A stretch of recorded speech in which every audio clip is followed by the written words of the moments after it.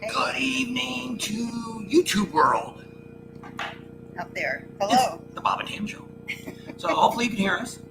We're at home. You can kind of see behind us. Got the Harley emblem and stuff. We got the wrong clock up here wrong. Always shows the wrong time. So these days I could fix it. We're like, $100 or something to fix it. Oh, for that clock? I don't know.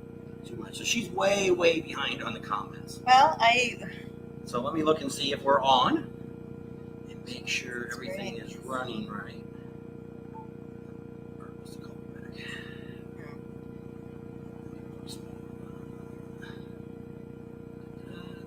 There's a lot of people. Jeff and Janice are on mostly. They were at the beginning. So, trying to get everybody answered. Janice are on mostly. Alright, so that's looking good. So, we got 20 people on so far. Not bad for a Thursday night for starting out. We got a few things we want to talk about tonight, but overall we got, just trying to put it on our one Facebook page. I'm not going to put it on the Sturgis page. Can't scroll either, Jeff. Oh my goodness, how long have you guys been on? I don't know. A while ago there wasn't anybody on. Well, I don't know. They've been talking back and forth there for a while. I'm not really reading them all. Just looking at them. All right, so I don't know how many of you actually watched the video last night that came up. And so that's kind of a little bit of what I was going to talk about today.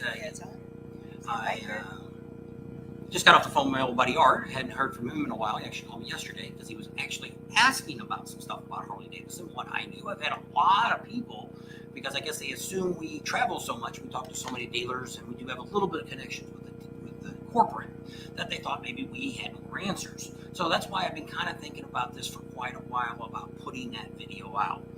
There's a few things I would have changed. I mean, we didn't have everything written down. There's some things we did. I should have had her read everything. I'm not real good at reading big words.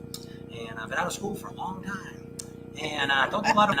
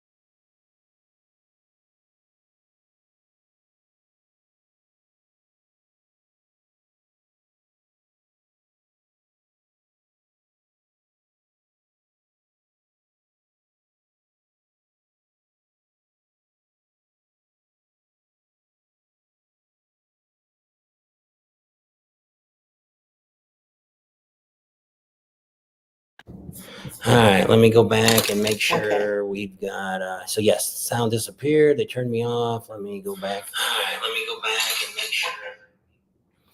Look at, make sure they got the right microphone on. Settings. I don't know why it did that. Change that. Yep, it went back to this one. I want to use, I don't want to use built-in. I want to use this one. No, I don't want to use that one either. Where's my USB? I don't know. Do you have that on? Yes, it's plugged in right here. Oh, okay. Webcam, air, built-in. I don't know. I don't know why it's not working.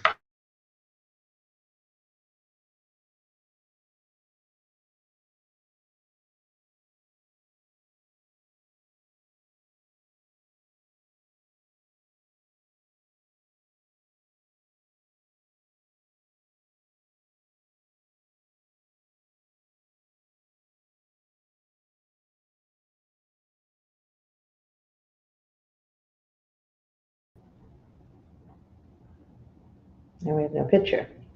Oh, you unplugged the picture? No, I didn't unplug anything. We've got some technical difficulties. Oh, there it is. It's using the cop.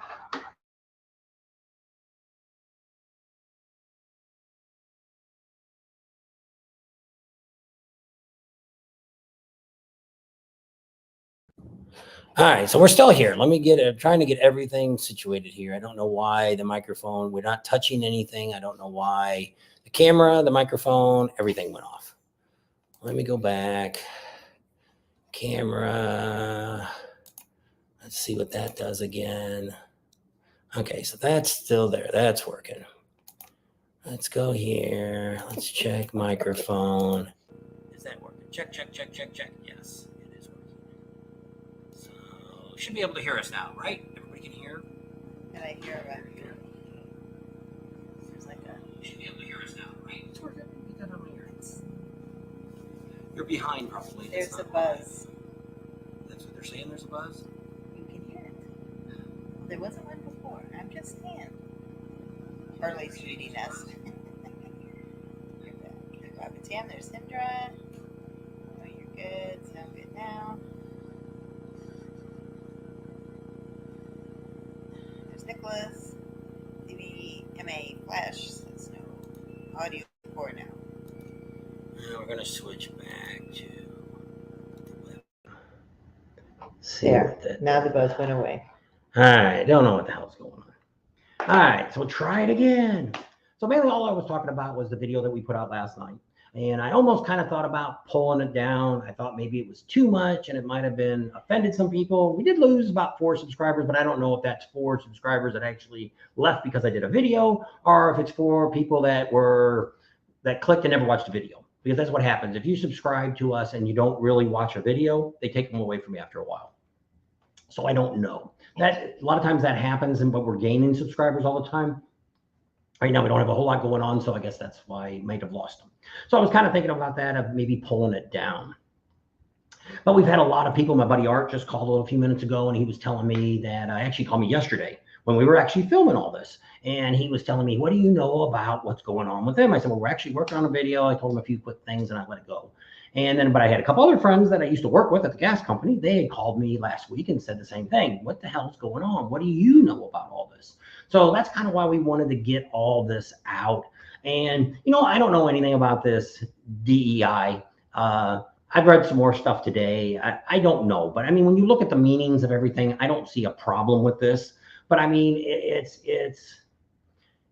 many years ago, back in which I put it in the comments, so I might as well say it here. And back in 78 and 79, right after we got married, I got laid off because the car boom went down, and I worked at a Lincoln Mercury dealer, and I was last guy hired, first guy to go. So I ended up going out and trying to get a job, all different places, because we're married. I need to get something. I even went to some of the auto parts stores because I had mechanical ability. I thought, I could get a job there. I went to 4 different places over probably a month's time. That when I went in, they said, oh yeah, you're really good. You're really qualified. And I'm like, oh, okay. Well, and I said, I can start as soon as you want me to. He said, well, the problem we've got is you're not black. And I'm like, what do you mean? He says, well, the government puts a quota out that we have to hire so many minorities and all that. And in St. Louis, we had black and white people. That was all really the only choice you had at that time. And they said, we don't have enough black people working, African-Americans, whatever you want to call them. Some people say you shouldn't call them black. I'm white. I'm not white. But it was. I lost jobs because I wasn't the particular color to get into that job. To fill the quota. Yeah. So are they doing that right back now with all these different ethnic groups? I don't know. We're retired. We don't really deal with any of this stuff anymore. But I mean, I just talked to my buddy Art. He works for Verizon. He doesn't see it at his corporation. When I worked for the gas company, they always, when we did our diversity thing, they always showed the numbers of how many Asians and how many Latinos and how many African Americans and how many white we had, how the numbers were all relatively close. In California, there's actually more Latinos working for the gas company than there was white guys. But as I was telling him on the phone just now, when I started out as a meter reader, because that was your entry level job. And so what you did is you went in and you had to take a test in the center with a whole bunch of other guys, girls, took tests, and then you had to go take a drug test. And as long as you passed that, they'd call you up on the phone and say, you've got the job. Here's where you need to report to. So they didn't really know if I was white, pink, purple, or green. They didn't. So I don't know. I don't know if that's the case that we have today in the world or not. Faked it. What? So they said you should have faked it. DEI stands for didn't earn it. Didn't earn it. So I don't know. I don't know where the world's going. Because I say when people were making this big thing about all this, that's what I said. I went out and started looking at statistics. You know, this is a guy I like to look things up. And when they were talking about all this gay stuff and all this stuff, I thought, you know, how many people in the United States identify as gay or transsexual or anything else? And it was 8%. And then when they did the thing at the Olympics, I thought, you know, I'm going to look and see what the world is. It was 0.5%. So I'm thinking, who is it that's making such a big thing about all these people? She had friends in high school that were gay. They mainly more came out after high school, which was after 78 and 79. They came out and let people know they were gay. We probably had some people that probably were. We just didn't realize they were because it wasn't that identifiable back then. And so now, which is what I say, it's the same thing I said with black people too. There's only 18% of the United States is actually black. But who is it that's making all this big noise about the blacks and the gays and any other group that's bad? I just seen one a while ago about an Asian girl that says that Asians are always harassed and everything. I don't know any Asians I've ever seen get harassed. I mean, I don't know that. Well, they do the Jewish. Well, I know Jewish, but these are Asians. I've seen they've been commercials on TV about Asians. Mm-hmm. I seen the one. I seen it came up on my Facebook. So I was like, I've never heard that, but I'm not saying that there could be. Anybody can be discriminated That's against, right. And anybody can be racist. And so I always tell everybody there's a little bit of racist in everybody. It doesn't matter who you are. Just some people have it a lot worse than they do others. So I don't know. I don't know what's going to happen with corporations, but the one point that I was making with that video was it is all over the United States. There isn't really a corporation out there, a large corporation, somebody that's got over 1,500 employees that doesn't have a CEO that knows crap about what they're doing. So yes, did they hire him because he's green and all this other stuff and all that? I don't know. We're not on the board. We don't know what the hell they're doing. You know, they don't have to justify to any of us. One of us we're consumers. We bought their product. We're really nobodies. If you were a stockholder, they would give you some attention. But as buyers, that's the problem we have with any company. You know, if things would slow down, but see, I think what the problem with Harley-Davidson is there's so many people over such a wide variety of ages and demeanors and all this other stuff that just like Black Hills Harley sold 628 bikes. And a guy wrote me and he said, that probably wasn't all new bikes. I said, no, they sold about 100 used bikes. Yeah, they probably really discounted them. Actually, Black Hills Harley sells bikes for a little over MSRP. Yeah. They don't really sell any bike under MSRP. So most of them are over it. So that's why I always tell people, I'm not saying that's the best place to buy a bike, but I'm just saying that that's a good place to negotiate, do your homework, find out what MSRP is, do your negotiating, talking to them, just like we did with her bike, the 2015. I ended up paying a little more than I wanted, but we wanted the bike. So yeah, we could have pulled away and said, no, we'll just wait and see. But we talked about it and decided, well, what's another $1,000, which we got a battery, so buy about $750 up more than what I was going to pay. Is it the end of the world? No. Got a nice bike. She's happy with it. So that's kind of the point where you look at, like Black Hills Harley this year had they probably had somewhere between 12 and 1,500 new bikes. Wow. And they own so many dealerships because it's owned by the Sonic Motor Group now. They brought bikes in from all over. They pretty much had, which they told us, every color that you want for any bike that's out there. If it's available, they had it either on the floor or back behind the building, behind the service department. Those big sheds were full of motorcycles. Every color. Yeah. So that makes a difference too, to where when you come in, and the one thing I like about Black Hills Harley, and there's a lot of dealers like this, they're not pushy. They're not really trying, just like her. They said, you guys want to buy the extended warranty? I'm like, not interested. They need a gap because we paid cash. Yeah. So no, I don't need gap. And really, somebody else made the same comment about gap. If you're really needing gap, you probably aren't putting enough money down on the bike, or you should be buying the bike. If you're going to be upside down from the moment you pull the bike out of their department, you just lost money on the value of it already. So you want to kind of, get to where you're getting a fair price. But the problem is when you start buying those extended warranties and paying for all the extra stuff they do, and you upgrade the stuff on your bike, that adds a lot of money to it. That's not even plugged in anymore. Just don't mess with it. You can see it on the side now. That's all right. Leave it alone. I just didn't see it till just now. So I just tell everybody, be a smart consumer. Because like I say, somebody calls me up and says, oh, they're screwing people. I got screwed on my bike because I paid too much for it. Once again, Did you do any homework? No. Well, then it's your fault. We did the same thing on her bike. We got screwed on her first bike, the first new bike she got. We paid way too much for it. We went back and complained, but I didn't go back and check the MSRP, so we kind of still got screwed. But you learn to live. You learn the next time that you go in and negotiate a price. And I do the same thing with any vehicles we buy, anything we buy. I try to shop around and figure out, hey, what is this worth? Is this a good deal? Where are we at? That's what Andrew said. He said Polaris is really no better. He said he wouldn't buy a new Harley, but there's enough aftermarket places to keep his older Harley running and for a long time. And he won't ride anything but a Harley, but won't buy new. And the same thing I said, we at this moment, we don't, because we're retired, I have no intentions of buying a new motorcycle, not any brand. We've talked about maybe getting an Indian, but I probably aren't going to buy a new one. One, I don't want any more payments. So it's kind of like where we can get in and afford one. And we were going to talk to Sturgis about it. We're kind of giving Harley one more last chance to decide what they want to do, because I would love to have a road glide and they just give it to me and let me drive it for a couple of years and talk about it. But so far that doesn't seem to be happening. They're doing it with some other YouTubers, but not us. So I'm one of those guys too, that I like a Harley. I probably will always own some, but I'm not devoted to anybody. It's just the same thing here. We got all Fords in the driveway.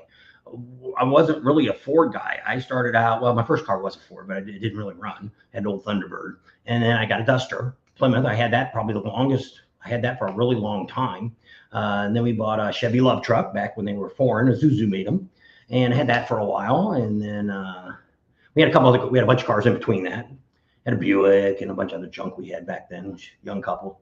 And then I had a Chevy truck. And I've had several Chevy trucks. I've had an International truck. I've had a Dodge. I've had quite a few. This is the second Ranger we've had. Big trucks. This is probably my first big Ford truck that I've owned. The Expedition, we just got a great deal on it, so that's why we bought that. I bought that used. But the Mustang, we still have that. And pretty much why we ended up, when we first moved to California, we ended up buying a Ford Ranger, and we bought her the Mustang convertible. And the reason we did it was Ford was the only one that really would give us credit after we moved from Missouri to Illinois. I mean, Missouri to California, we couldn't get credit, but there they would give you credit. So that's kind of how I got into the Fords again. But so I have really I'm not a big foreign car buyer. I've never really, I had a Isuzu I bought used from an auction once. Didn't last very long, got rid of it. Motor started knocking, traded that in. I think on the Mustang, or I guess on the little truck. I traded it on the little red truck. What? The Isuzu that was banging the muffler. Oh, yeah. The motor was knocking really bad. We bought that in an auction. I hope they took that back to the auction, because I hope they didn't sell it to nobody else.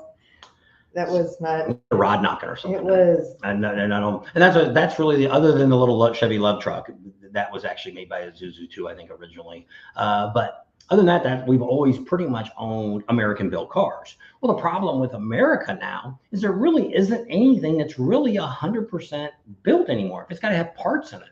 I remember when we lived in Missouri, this is back in the 80s, that a lot of the little towns out in Missouri had factories. They were making stuff. They were making the upholstery, or they were making dashboard. They were making different parts, gauges, and all this different stuff. They had all these little factories all over the United States that were making parts for the dealerships or for the factories.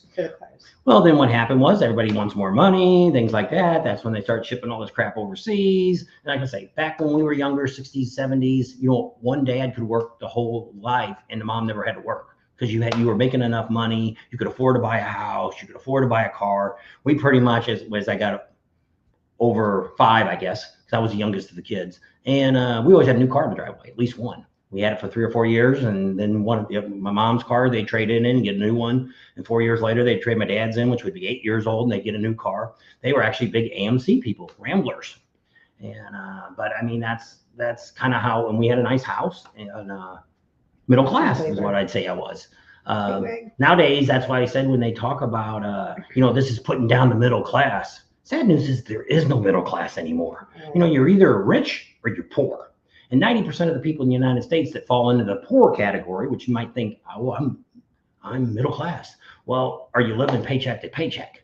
Do you actually have enough money in the bank to where if you lost your job today, could you pay all your bills for the next year without having to go into your 401 plan or something like that and pull money out? Well, that's the problem that we have today, because people just don't make the money. And why are these people working on part-time jobs? Last time I worked on a part-time job, I was 15 years old. I've never looked back. Not a part-time job, a minimum wage job. Well, minimum wage, part-time, same thing. But I mean, I would never have thought of getting married on a part-time job. On a minimum wage job. Even if it was $20 an hour in California, you can't live anywhere on $20 an hour. And why people don't want to get a profession anymore, I don't know. And that's the part that it's like she said the other day when she talked about the thing we should worry more than about Harley-Davidson is the schools your kids are getting taught. Your kids or your grandkids, yeah. It's go in the library and look at some of the books and I'm not saying kids are going to go to the library and say, I want that book because I heard blah, blah, blah. But it's available to them and it's there and it's in the schools. We would never had nothing like that in our schools. But today they have all that stuff. So it's all there. And they're trying to teach there's how many of these, nobody should even be, which is, you've seen in Florida, they had all that stuff about trying to stop the grade school kids from being taught transgender items or being gay or you're not what you are. Maybe you're a boy, but maybe you're really a girl inside. They shouldn't be even teaching little kids anything like that. And that's way more than what's happening in corporate America. But that's what I said. It's not only Harley, and everybody wants to jump on the bandwagon because of the video that somebody made on Harley. But it's look into any of these big corporations. They're all up to no good. I guess we'll just leave it at that. Well, a lot of it too is government gives a lot of tax incentives if you start doing stuff. If you make your company green, if you're doing this, if you're hiring more minorities, if you're doing this and that, there's a lot of tax breaks that different states give for that. So that was part of your problem, which is what I've told to some of the people I've been on Facebook on some of this stuff. And that's what people, do you vote in every election? Is there not election since you've been 18 years old that you've missed an election that you voted in? City, county, state, federal. Because I don't care if you think your vote doesn't count or not, you're still at least putting some effort in to say you're doing that. Second thing is, are you doing anything in the community? Are you involved? Hey, have you tried to get on the school board? Is there things like that you could get into that you could change and help change this? But sitting back on the couch going, I'm woke. This is all woke crap. This is a bunch of stuff. I'm never going to buy a Harley. I'm going to shoot it up with my gun. The funny thing about that guy that shot it with a gun, that's about a $10,000 to $20,000 gun that he shot about a $6,000 motorcycle up with. I'll bet the motorcycle didn't even run. But I mean, what did it prove? It's just being stupid. Blowing up all the Bud Light. No, it's just being stupid. And a lot of it's clickbait. People are just trying to do all this stuff to make more money, get clickbait. And it's sad. It's sad that YouTube has gotten to be just like CNN and NBC and Fox, that they're putting all this crap out and you can't tell if it's real or not.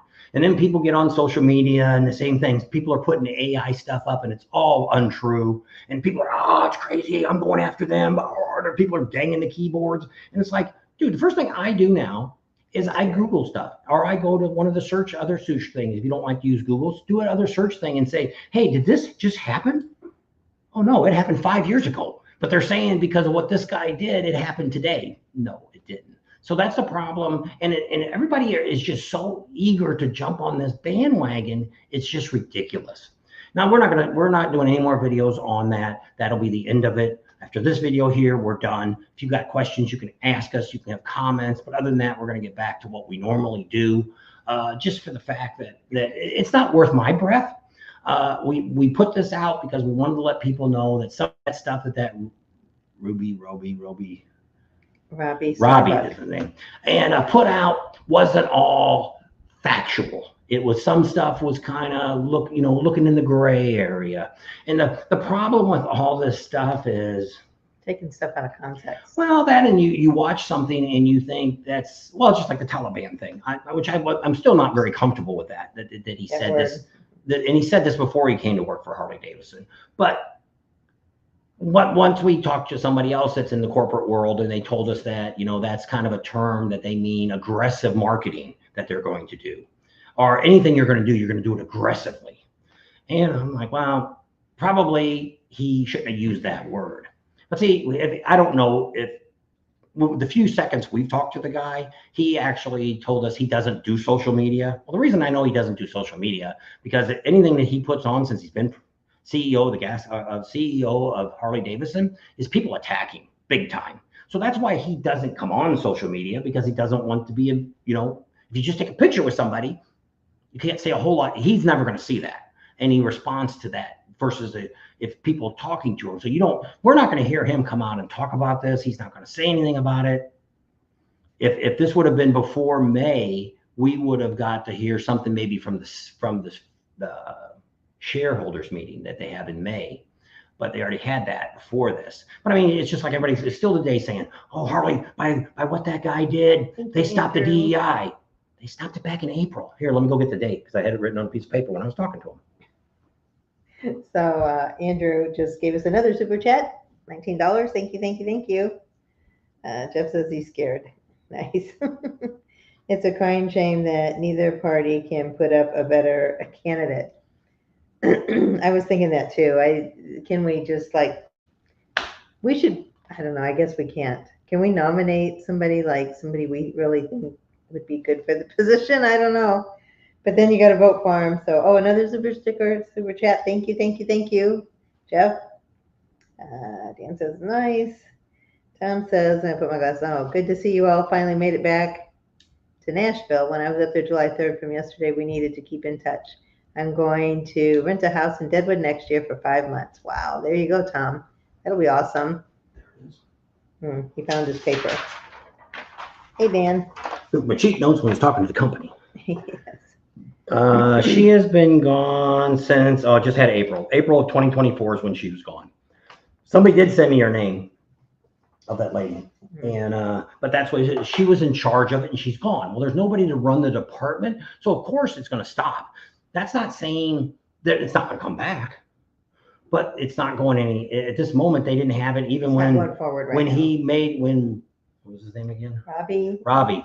When Robbie made the video, Struck he blood. was assuming it was still going on, and it wasn't. But see, that gets everybody all fired up, and they're like, and it's which it is. There's probably more Harley-Davidson owners that don't give a rat's butt about this than the people that are actually yelling the woke.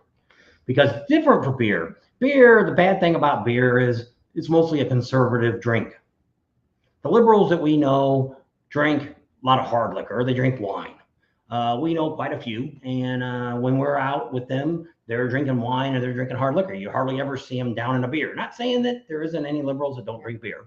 But overall, that's what you see. So I look at it's kind of like NASCAR. There's probably more conservative people in NASCAR. At the motorcycle rallies, we can tell by when we talk to people, the majority of the people at a motorcycle rally is conservative too. There's more conservative than there is liberals. There is liberals there. We actually have liberals on our channel. And we've actually had some we've actually been able to sit down and actually have a conversation with, which is really great, because why this world has gotten to where you can't have a conversation. And that's why I said I didn't really get that many people to call me woke, which I thought they might do it after I did the video, because we never really said it was or it wasn't. We were trying to stay biased and stay in the middle and let you have the facts and you could decide. You make your own decision. We did make that comment that if it was up to us, we don't think the CEO is the right person. Because just like in this case, we might have had cameras in our hand, but we were actually in the parade with a Harley. So we are a paying customer. Yeah. My bike was a brand new bike I bought in 2014. I paid 40 grand for that. So they made some profit off of me, not for a while, but they did back then. So it's not like I don't even own a motorcycle. There's a bunch of YouTubers. I'll bet you not all, but I mean this Robbie, right? Robbie. Starbucks. I don't think he even has a motorcycle. He probably doesn't even have a motorcycle endorsement.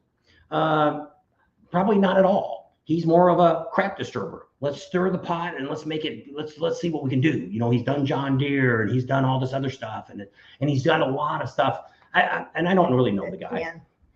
Done. He says it's the woke thing is tired. Drink what you want, ride what you want. Everybody just get along. That's what I said. Can't we all just play nice in the sandbox? And it is. And it's like, if you want, just like this, if you're a liberal, we're more conservative. But I mean, we don't talk about that on the channel. But I mean, I have voted both ways over the years. My answer is to when I do elections, it's kind of what you're seeing on the commercials right now. Am I better off today than I was 4 years ago? if I'm doing good right now and I'm really happy with what's going on, I'm going to vote the same party. If I don't feel good, then I'm going to go back to whatever. I don't care. I'll vote for any other party than the people that are in office if that's what I feel. So I'm not telling you how I feel, but that's how I see the Ronald Reagan video that they keep putting out, and she says, "Is that where you got that from?" Because I've said this for years. I don't know if I heard Ronald Reagan say it, and that's why I say it. I don't know, but we didn't originally, when we first got married, we didn't vote a lot because we voted for all the presidents at least. We didn't know a lot about senators and things like that. We didn't really, because the problem with elections is here's a typical example. So the first time I ran for president of the union, I'd only had 7 years with the gas company, and I decided I was going to run because I didn't like what the president was doing. I'm one of those people that if I don't like what you're doing, I'm going to do what you do and do it on my own. And that's the way I've always been. So I ran against this guy, and the lady that was running with him as secretary treasurer just badmouthed me, said all these lies about me. Well, we cover 20,000 square miles, and you have to travel all over Southern California to go to all these bases. You have to go early in the morning. You have to talk to them before starting time. So I started getting some of these guys. I met them, and they were telling me stuff that they were saying. I said, "Would you swear to this? Would you write a statement up for me?" And they did, and they signed it. And I said, "If I need you to come to court, would you come?" And they said, "Well, we'll see."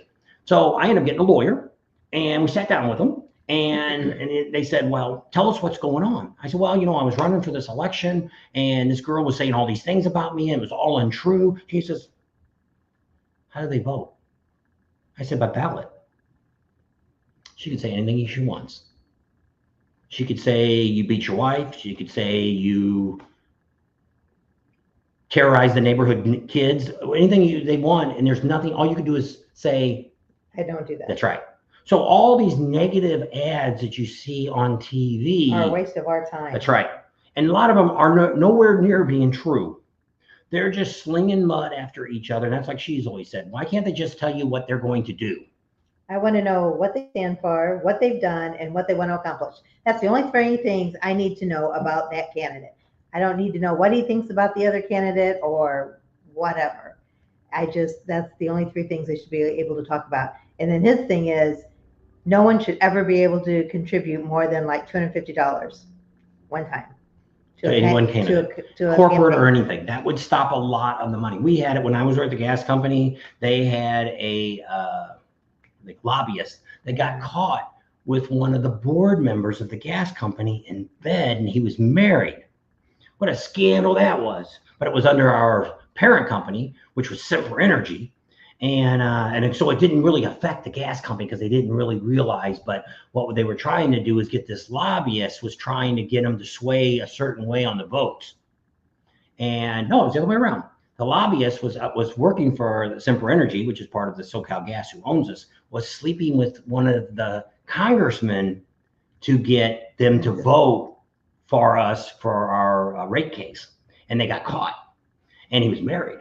So that's the kind of crap that shouldn't be happening. So there you go. We're going to leave it right there unless you have any questions. We'll move on with something else. Yeah. That's the end of my woke story today. Oh, Jan said she got her license when she was 60 years old. How about that? Your motorcycle license? I got mine. I was 49, so I was almost 50. I guess he was working on that gas pipe. Just ride Harleys and live to ride and ride to live, and let's move on. That's right. So what we're going to talk about tonight is a little bit of stuff. So we're kind of wrapping up Sturgis. We got a thank you video that's going to come out next, probably tomorrow. A thank you video from some of the people that we had towards the end. Rod. From the Buffalo Chip. Lauren from the Indian. Mike from the Harley-Davidson dealer. And Marcus from Camp Easy Ride. And so the other thing that we're going to start doing is we now have sponsors that are helping us pay. Thank you to all of our sponsors. Pay to get to the rallies for next year, because we just can't afford to drive anymore where we want to fly in and things like that. And so we're still looking for some places to stay. We're working on, right now we don't have anything for Myrtle Beach. I don't have anything for Panama City. Those two are up. We thought we had Myrtle Beach, but our timeshare got kind of screwed up and we can't get in. So it ends up being we don't have anything from Myrtle Beach. I did find a hotel the other day, today. I've been looking. It wasn't too bad. We could get for the whole time for about $1,000. Then it cost us about, I guess that was when I was looking at Daytona. It was going to cost about $900 to fly us into Daytona, but we'd fly into Orlando. I'd have to rent a car and get over there. So we're still working on Daytona. I should have a motorcycle. So that shouldn't be a problem. We have a lot of things that are still in the works. We've got somebody to talk to in October that might be able to supply motorcycles for us. We have another company that I'm going to be talking to in January about maybe taking my bike to the rallies. That way it could be there, and we could take it to Leesburg, and then from Leesburg on, we would ride today to Panama City on my bike, and we go from Panama City to Myrtle Beach on my bike. And so that might be an option for us to get into those locations versus driving a car or whatever. We probably wouldn't fly. I don't know what I'd do, because we were not going to bring the car back to Myrtle Beach. Or, I mean, if we drove to Myrtle Beach, we may end up flying out of Orlando to Myrtle Beach, because we'd have to bring the car back. It'd charge me a fortune to leave a car there. That you bring it back to the same place, you'd save some money. So we're still all looking at that, and so we're trying to get all that straightened out. So we'll have to wait and see how that all works out. But I'm pretty sure we've got a motorcycle for Daytona. We got two possibilities. One for sure, I think he'll do it for sure, because he wants us to do a bunch of other stuff for him. And so I think when we sit down and talk to him, he'll be all on board to give us a good used bike to ride that we can do maybe a week and a half worth of time. Looks like best time for us to get there is like the Tuesday before the rally starts, and then leave the Tuesday after the rally for the best airplane flights. But if I have to pay for a hotel, it'd be cheaper to leave on Sundays instead of paying 2 more nights in a hotel. It'd be better to pay another $100 or $200 per flight to get back. So that's the goal for next year. So right now we're going to be heading out on September 11th, actually on the 10th. The 10th, we're going to be going into Vegas on that night. And then first thing in the morning, we're flying out to Tulsa, Oklahoma. No, we're going to fly all the way to Baltimore and Maryland. And we're going to go so by Monday evening, we will be in Ocean City. So we'll be Maryland. That's on Wednesday we show up. I keep thinking that's so whatever the 10th is. 10th is Tuesday. 11th is Wednesday. So Wednesday we fly in. We'll be there that afternoon, and then we'll be there for Wednesday, Thursday, Friday, Saturday, Sunday. I don't know if we fly out on Sunday or Monday. Then we'll be flying back out from Baltimore and going to Tulsa, Oklahoma. And from Tulsa, we will be traveling to Bikes, Blues, and Barbecue. We'll be somewhere in Eureka Springs. We're trying to pinpoint that now exactly where they'll have us at. We'll be there from Monday night. We get there late Monday evening, and so we really won't be there till Tuesday, Wednesday, Thursday, Friday, Saturday, and Sunday we'll head out and head back to Tulsa. And then our daughter's going to pick us up from there, and then we're going to visit her for a week. So that's kind of the rundown of where we'll be, where you'll be. Motorcycle is actually one of our subscribers is giving us his bike in Ocean City. So we'll have a motorcycle there to ride. In Bikes, Blues, and Barbecue. We have Pig Trail Harley-Davidson. They're going to give us a bike to ride. So we'll give them a big shout out for them too. They're going to helping us sponsor this. That's in actually Rogers. Yeah. Pig Trail Harley. So that's kind of all set up. So those are already kind of done. It's kind of the same thing we kind of did last year. So I wanted to know if we're going to still keep our camper then. Yeah, because we're still going to take it to Sturgis. So we're still going to we've already set up Sturgis. We'll be there. We'll be at Kathmandu on the 24th. We'll probably be 2 weeks before, like we were before. Not going to get there as early as I wanted. I thought we'd get there after Memorial Day, but I guess that's not going to happen. So we'll get there about the same time we got this year to start covering everything. And hopefully the weather will be a little bit nicer. The first part of rain that we can, we got cool too. It was in the 50s, so it was a little tough. I'm one of those guys now at my age. I don't jump on a bike because it's raining to go. We've only done that one time with Art and her. We rode to Sturgis and we left that day. I kept watching the radar and watching it. And I'm like, we need to move. We got to get going because we got to, 300 or 400 miles we're going to ride today. We need to get moving on the highway, get through Vegas and all that. So ended up, we jumped on the bikes. By the time we got the bar stalled out there, which is about, 50 miles, 100 miles, it pretty much had stopped raining. So it wasn't the end of the world. So that's when I rode my own bike. We rode up the coast. Well, then it wasn't that right. It was, you must have been on the back. Yeah, probably. Because we left from the house in Linda, or from Yorba Linda is where we left out of the driveway there. So there you go. So yes, I have ridden in the now we've been caught in the rain a bunch of times. Sometimes without rain gear, sometimes with rain gear. He's up there on the wall. Who?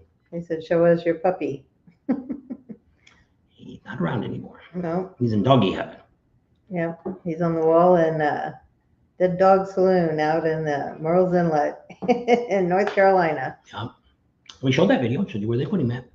And so, yeah, so that's kind of the plan. We are looking for, once again, we are still looking for a place to stay in Myrtle Beach if you know anything, or if somebody's got something reasonable that they would consider renting.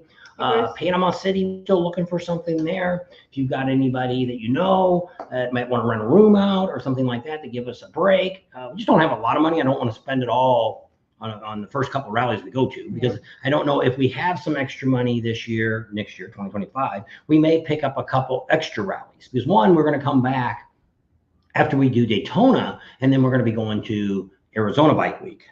So we'll be up there for probably just 2 or 3 days. We probably won't go up there for the whole week. It's not that exciting. And so we'll probably just go up there and check it all out and shoot some video, because mostly everything's in Cave Creek. They're still charging $90 to see the vendors. We ain't gonna go pay $90 to see no stupid vendors. Ain't nobody worth $90 to go see.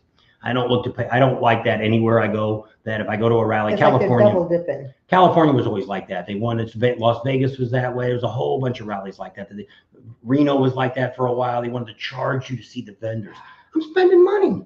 You're charging them people I gotta take this. to rent a spot. Who's calling you? That Westgate. I'll be back. You got the earphones in I too. know. You have to put them back in, or she won't be able to talk to you with your earphones in. You have to close this out. So she's gone for a moment. We're trying to set up our deal for Myrtle Beach. We thought might be gone. That's our timeshare. We're trying to see if we can get this straightened out. Because what ended up happening with our timeshare, we switched. We used to have Branson, Missouri, and we switched it over to Las Vegas. And what they did is they gave us what? You'll have to take me off there out of the studio. And I don't know, it's not there. I don't have, it just says edit name. Because I can hear you in. I don't know. Yes. Yes, I can, Stacy. Just a moment, please. I don't know. I don't know why.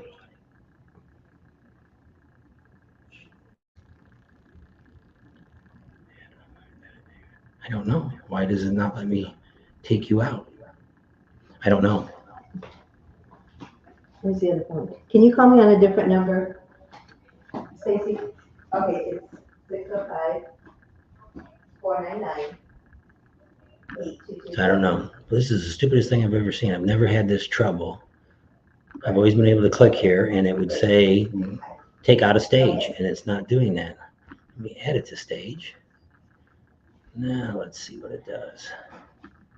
Nope. I don't know. Something's screwed with my phone, with the computer here. Some reason I can't get her taken off of this. I don't know. There she is. All right, so she's got it figured out now. Okay, so let me see what we got. We got a wow there.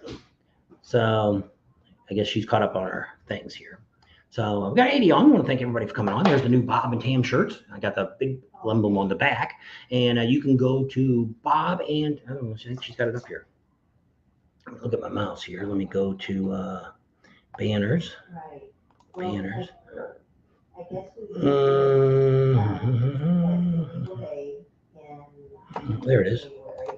Okay, so you can go to bobandtamstuff.com, and we got all the new shirts, the new logos, which is this one here, is there. You can buy stickers if you have never run into us and you want to get a sticker, you can get one of those through there. Got some coffee mugs, a whole bunch of different things, got a sweatshirt, a whole bunch of different stuff that I designed. Make a couple bucks on it. The one that we had down here in YouTube, I tried to update it all and it wouldn't do anything. And I'm like, screw this. So I ended up going to this. It cost me 24 bucks to have a website made. And I thought, oh, that's pretty cool. That way we have a way that people can, go back to the comments. Have a way people can order shirts if they want.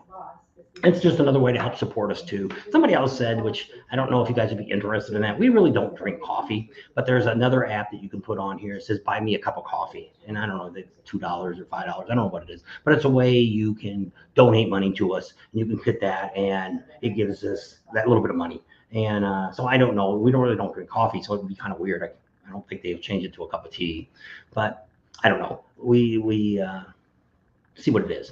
But we did really, really good this year in Sturgis. I cannot say enough One, I think a lot of it had to do with the Gas Monkey Garage. Richard there, he took us in, and he gave us a chance, and we proved ourselves that we were a good channel. We weren't a clickbait channel. We weren't out there to make him look bad. We told, like somebody else came up today. I was watching something and it was saying all their food sucked, and I'm like, I don't know. Now the hamburger I had was the night that we're really. So when we first went in there, we had the pizza, and it was good. It was one of the best pizzas I've had for a long time.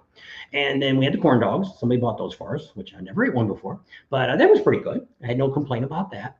The hamburger that I got wasn't. One, it was really thin patty, where almost every place else in Sturgis, they got the big fat ones, quarter pounder or half pound, whatever the hell the size is. And I was kind of expecting that. And it really wasn't real hot. But I mean, that night that we went in there, it was probably like 8 o'clock at night, and it was packed.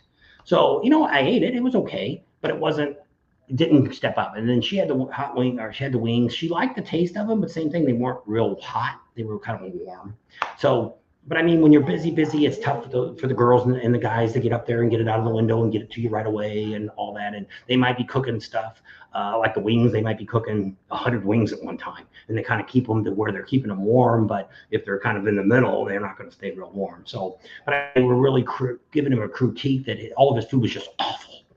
And I'm like, it wasn't awful. But you got to think about that. And that's what we do when we do our YouTube channel and talk about restaurants. If it's not that great, we just don't tell you anything about it. Unless we have really bad service or something's really bad. But I mean, like we went to the Pan Pizza. Their pizza was really good, but the breakfast sucked. One, it was for $20. You didn't get much for $20. And I wasn't overly impressed with it because I don't mind spending that. We spent almost that at Pappy Hoyle's. It was $18.95 plus tax. Most places put the tax in everything. That's why the other thing I didn't really mention, that people were complaining about how prices are so high. If you're buying that $18.95 hamburger and fries at Loud American, taxes included. So you're saving, you're figuring that's another, they say the food's different, but the regular sales tax that they jack it up to is almost 10%. But they said food isn't. So I don't know. That's not one of the things I'm looking at is people's food to see how much it is. We put the sticker you gave us on our fifth wheel. There you go. Thanks, Corey. We appreciate that. Hello, I went with you guys from California. That's Jeff. And don't ask about the Waffle House. Nope, we're not talking about the Waffle House. That's our daughter.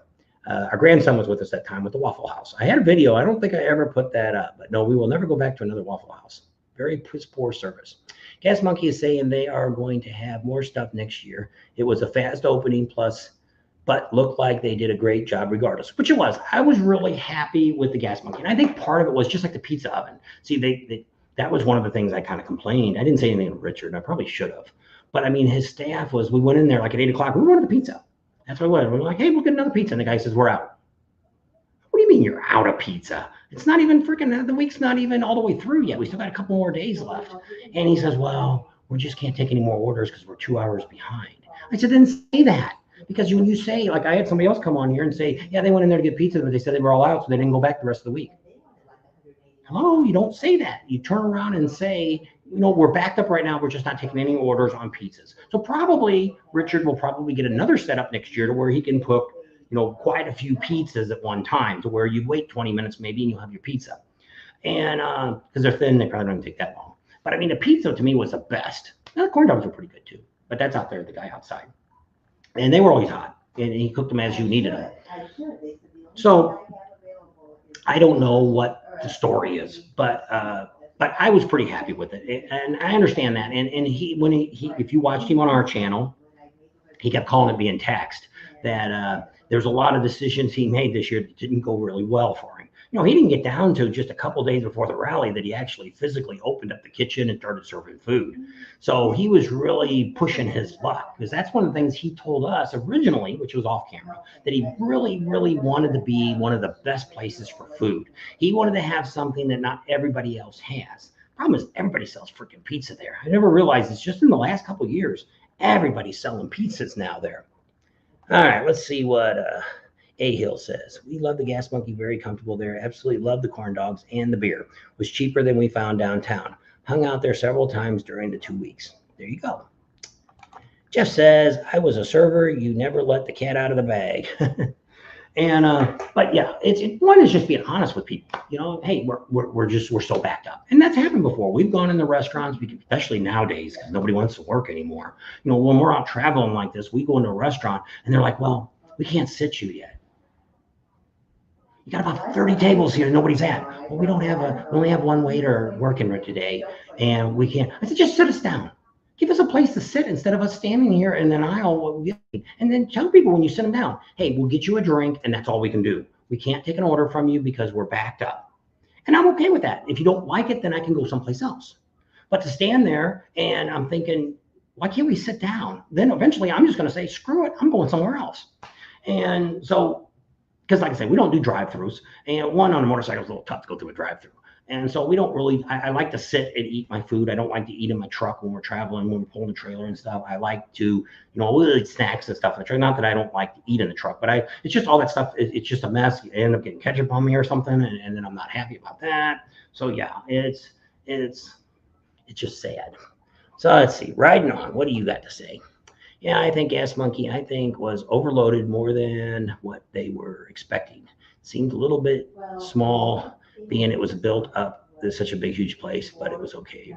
So what I think, so the 10 building that he's got, he's going to make that into a VIP area.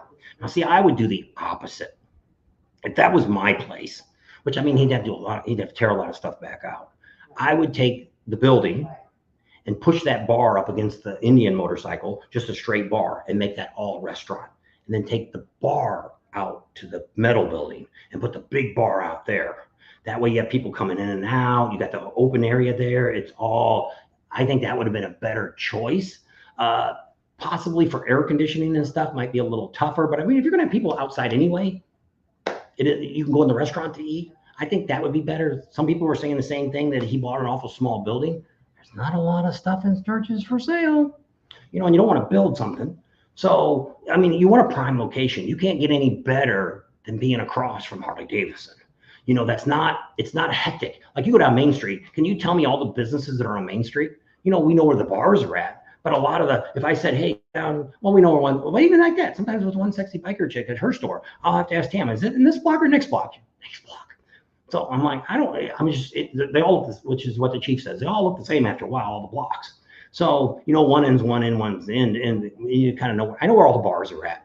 But I have trouble. Dungeon Bar the other day, when I was looking for it, I was like, isn't it on this block? And I looked, I said, oh no, we're one more block up. But I mean, it's easy to do that. But when you say with the Gas Monkey, all you gotta do is stay across from Harley-Davidson, you're like, oh, okay, I can find that. Go down the street, sure enough, it's right there. It's easy to find. So where there's not a lot, there's a couple other places that were for sale. Charlie's down the other way, down towards the Vets Club, that's still for sale, but I would never buy that. That end of town is dead. That's where the Vets Club and stuff. There's people park their bikes down. Are they going to help us out? She's still got to make a call tomorrow. No answer on Myrtle Beach yet. And so I'm pretty caught up there. Oh, okay. It's just, I didn't read I think that. the other building is going to be just more bar food. At least they're going to lean that way on the recent video. And so, yeah, we'll just have to wait and see what he does. And like I say, I don't know if he's going to make it all winter long because I don't know if he realizes this. The city's got about 7,000 residents. They really have about 2,500. We are residents of Sturgis. A lot of people are residents that don't live there. They own houses, they have rentals, all this kind of stuff. So there's a lot. So there's really only about 2,500 people really living there. So you have Loud American. You've got Louis Diner. You've got the Knuckles, open a lot of the year. What else is there? There's another bar there that's open all the time. What restaurants am I forgetting? Loud American. Is Iron Horse open all year? Yeah, no, Iron Horse. I think they were open. I think they were open all year this year. The Knuckles, the other one. The Knuckle and Loud American and Louis. That's three main restaurants that are open year round. Well, now you're going to throw another one in the case, and sometimes there's nobody else there but locals, and they don't go out to eat every night. So is there enough business to justify him being open? Now you do get a better tax break. You get your business license is cheaper because you don't have to buy the Rally one because you're already there year round. So, but sometimes if you're open 6 months of the year, you get a better deal than the guy that comes in just for the 1 week. So I don't know because we watch we have a lot of you people out there that are Sturgis people, South Dakota people, South Dakotians, that will keep us up to form on what's going on. They just had a hell of a bad hailstorm. They closed Devil's Tower down on Tuesday because of the hail was so bad. It tore up too much stuff. They just said, we're shutting the gates. And they're like, really? And so I Googled it. I went, because somebody put it on Facebook. And once again, I got to check everything out. I went to Devil's Tower Facebook. I went to Devil's Tower's website, and it actually said on there, closed on Tuesday. Today, we had to lock the doors because the storm did too much damage to our property. We'll hopefully be open Wednesday morning. And so somebody I know is actually there now, and they said it was open today. And because the hail don't last long. But once again, they got some hail. We even heard Sturgis got some too. You're looking at, sometimes out there, you get softball size hail. Yeah, a couple years ago, we had Miss Belfouche. You wouldn't believe, every car got the windows shattered out. Buildings had windows knocked out of them, apartments, houses. It was just a mess. We went down and drove through there like a week afterwards. I think it was 2 or 3 years ago, probably 3 years ago that was. And it's just awful. That's one of the things that it scares me more than anything else when I'm out there, is damaging the vehicle, damaging the trailer with the hail and stuff. We already had, last time we got hail damage was in Florida. But we had it everywhere. Trying to figure out what you're doing. Well, she told me to email us our name and our number. All right, Tam and Bob, you two are so cute, and I love all your videos. Leslie, hope to meet you two one day at a bike rally. I just started watching your videos since Sturgis. I used to have a 95 Sportster. Oh, there you go. Sportsters are fun. I like a Sportster. Gas Monkey was cool. Richard did a good job. Yep. And a lot of people say bad things about people. And one of the things, I think he's like a lot like the police chief. Somebody else was making that comment. He doesn't really smile a lot. But I mean, I think he's very organized. He's when we're in there, because that was one of the things that I was very impressed with, is the first time we caught him, like I said, we caught him down on Main Street, and then he came into the store and talked to us while they were construction. This is like 2 weeks before maybe 3 weeks before it ever had anything was going on. And so he went in there and he talked to us and all that. So then he flew home all the time. He flew back to Dallas. He'd stay in Sturgis 3 days. He'd go home for 2 days, fly back for 3 days. What a mess that is going into Rapid City. I don't think he owns an airplane. So there's no non-stops from Dallas to here, and to Rapid City, that is. And so the next time that we walked up there, I went in there and I was just talking to him in the parking lot. I didn't have a camera on or anything else. I was just asking him some questions and stuff like that. And he's like, hey, come on inside. Take a look around.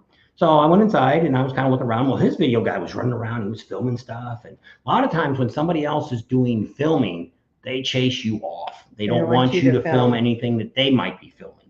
And I was very impressed with that right off the bat.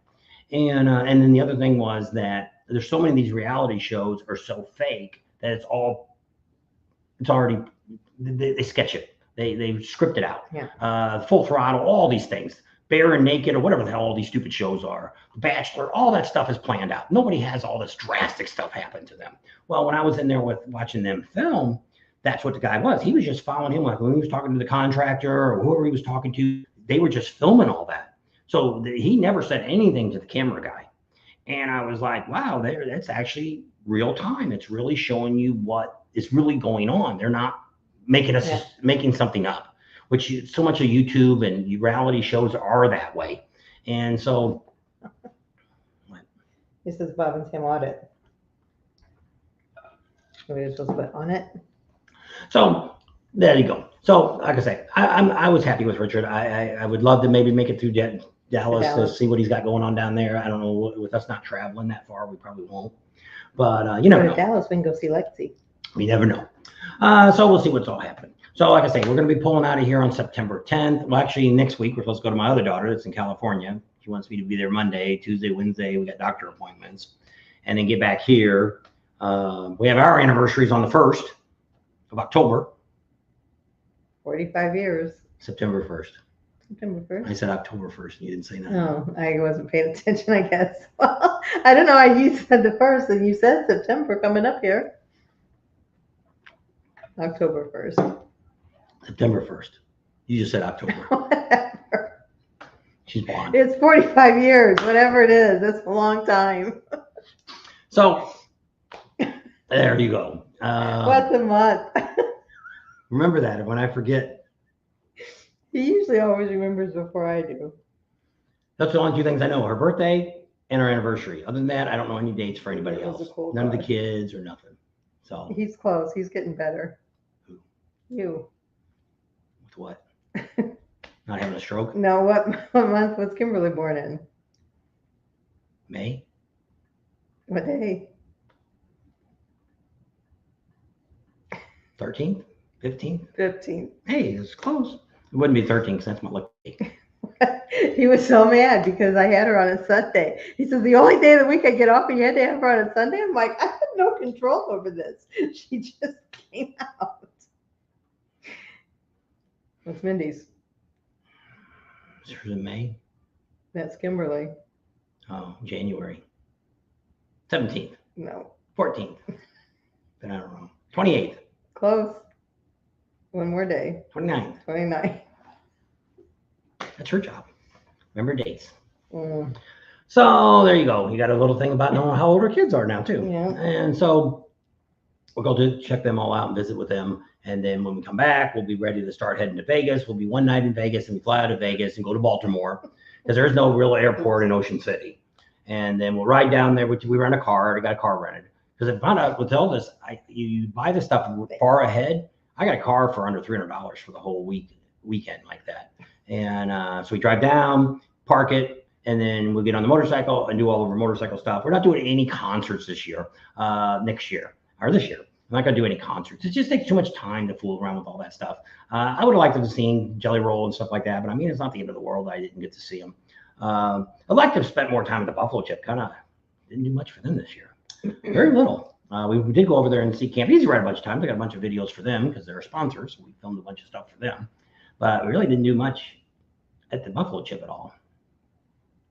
So did go talk to Rod. That's going to come out tomorrow. You get to hear him give a wrap up. Well, we did the top up there. We did go down, but I never showed that video. The museum that they have down at the bottom of the hill. We filmed some of that. That's where I got that Michael Litchard on too.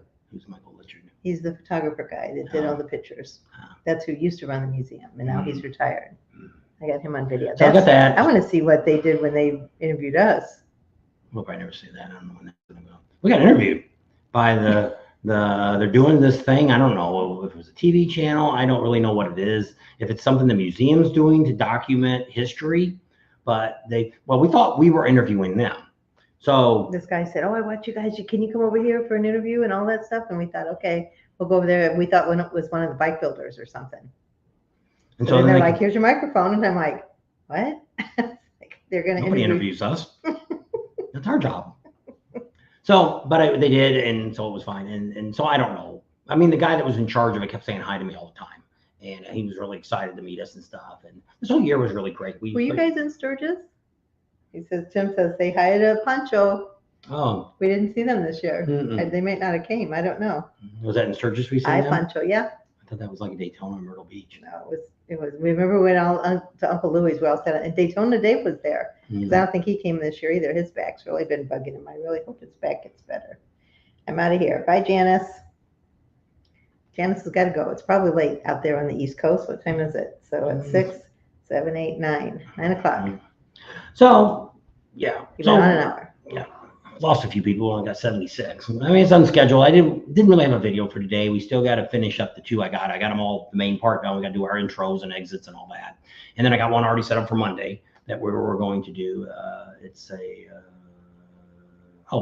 Fat Tire thing. One of our sponsors, Joey, All About Customs. So what we're going to do now from now on is we've got a list of sponsors now.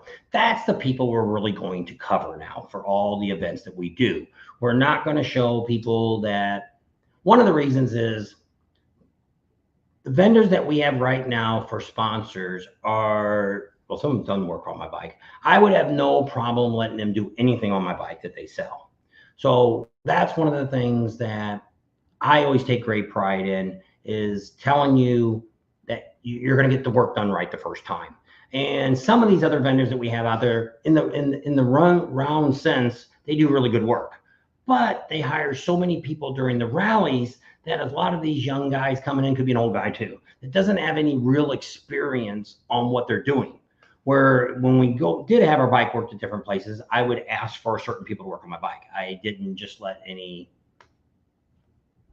guy work on my bike. I picked the mechanic that they had, and that's the only person I would let touch my bike. But so that would be a bad thing if we're recommending that vendor and then you go there and they don't really do the best job that they do. Like one of our friends, she went and got some work done at a vendor and had to go back a couple of times and get everything fixed right. A couple of bolts were loose on her bike, and this was bad, and that was wrong. And she's yelling at me, and I'm like, I told you to go there and get this done, and I told you to go over there and get this done, and I told you to go over there and get that done. Well, they talked her into spending 20 grand and getting it all done in one place. So there's good places to recommend. And so we're going to kind of get to that point where you're going to see the main people that are our sponsors, but we're never going to have a sponsor that we don't do business with. Like, for instance, I'm not a Twisted Tea guy, but she likes Twisted Tea. So Twisted Tea is a sponsor of us, and hopefully it'll grow after this year. Next year, they're paying for 2025, that they'll get bigger and they'll like what we do, and maybe they'll grow and we can get more money out of them and be a little bit bigger sponsor. It's kind of neat. We've always dealt with Billy and stuff, and he's a lot of fun, and so we've got him. We actually had a person that was interested in doing some wipes with us, which I didn't really know a lot about them. I haven't really used them a lot. He was supposed to meet us in Sturgis, and he ghosted us. So it's like, I should have just talked to Larry the last time for Bug Slide. We're not Larry that used to work for Bug Slide that you always seen on our video. He's officially retired now. We're probably not going to be seeing any videos from Bug Slide anymore.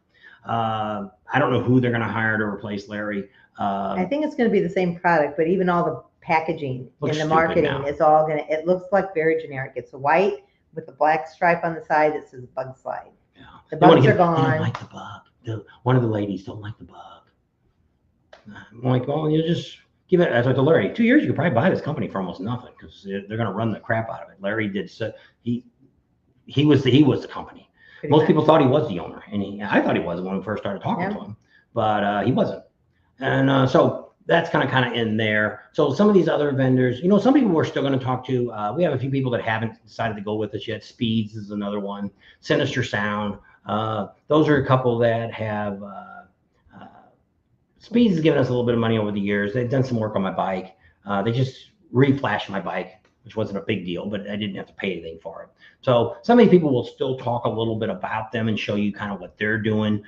They may come on board too to help out. Problem is you don't make a lot of money on YouTube.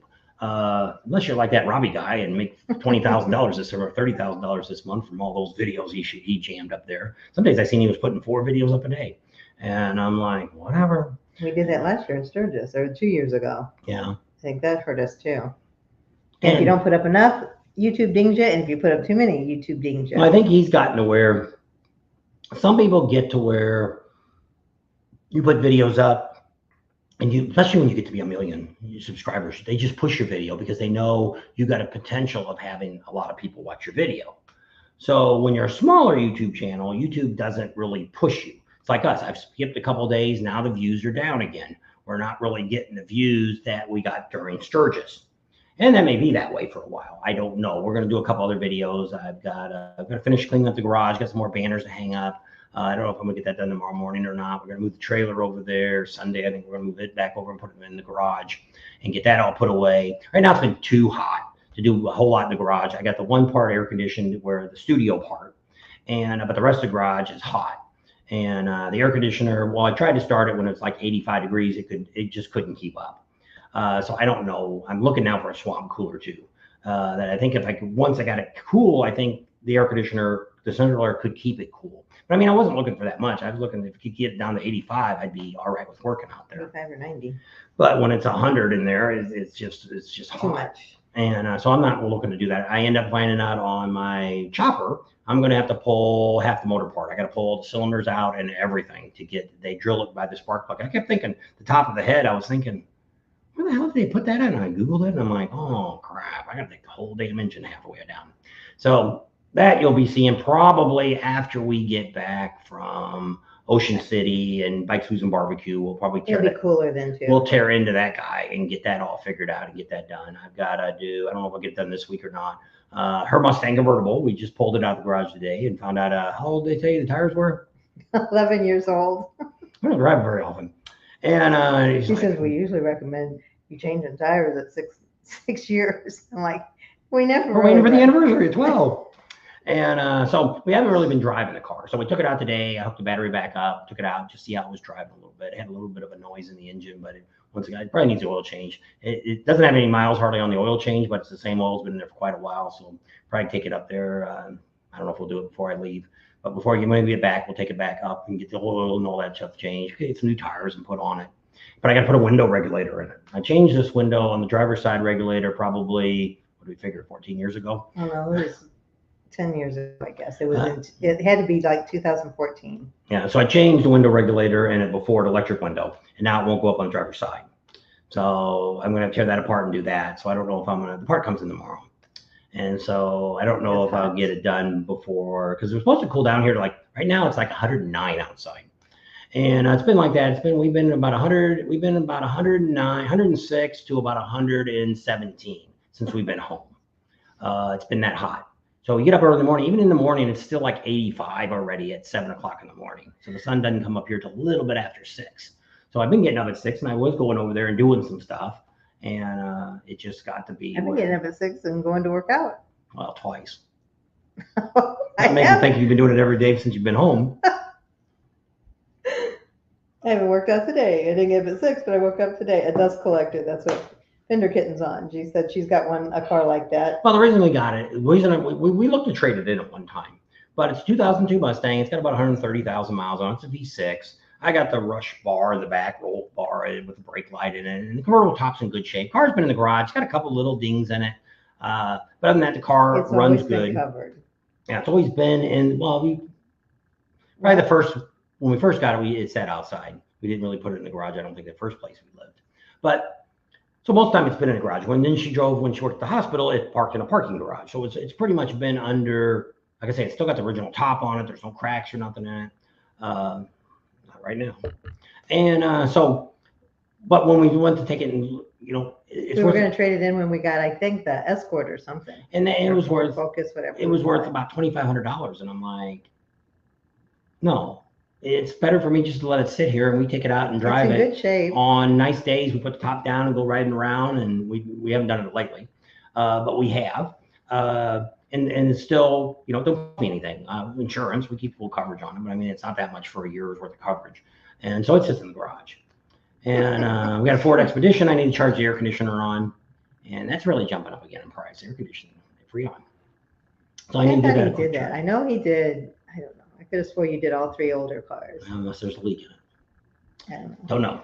Didn't check it. Clipso said he pulled a trailer 3,500 miles with 12-year-old tires with no problems, but he had 2 spares ready to go. I just wanted to see how long they'd last. Well, they scared me because when I went last time to get the tires aired up, they're like, oh, I wouldn't drive this very far. Like, I wouldn't drive it at all until you change the tires because they said they could blow it any minute. So he just said, let's go take the car for a ride. And I'm like, not dry rotted or anything. It's not like they've been sitting out in the sun. And typically they shouldn't blow, but you could have the steel belt could come off on the car. You can feel a little bit of vibration in it. But I mean, we got up to about 50 miles an hour. And we went down to the tire store. They aired it up. We came back, went to the grocery store, and then we brought it back in. So, because you can't lock it up because the window won't go up. So we only went in a couple places, and so it wasn't gone that long. So I got to do that. I don't know if anybody's interested in seeing me work on that or not, but that's something I've got to do here in the next soon. Don't know what my schedule is going to be.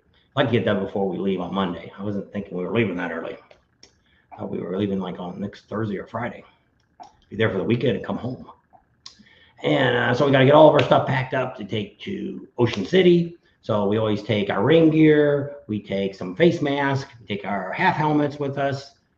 We wear our boots. Bring another pair of shoes, tennis shoes or something along too.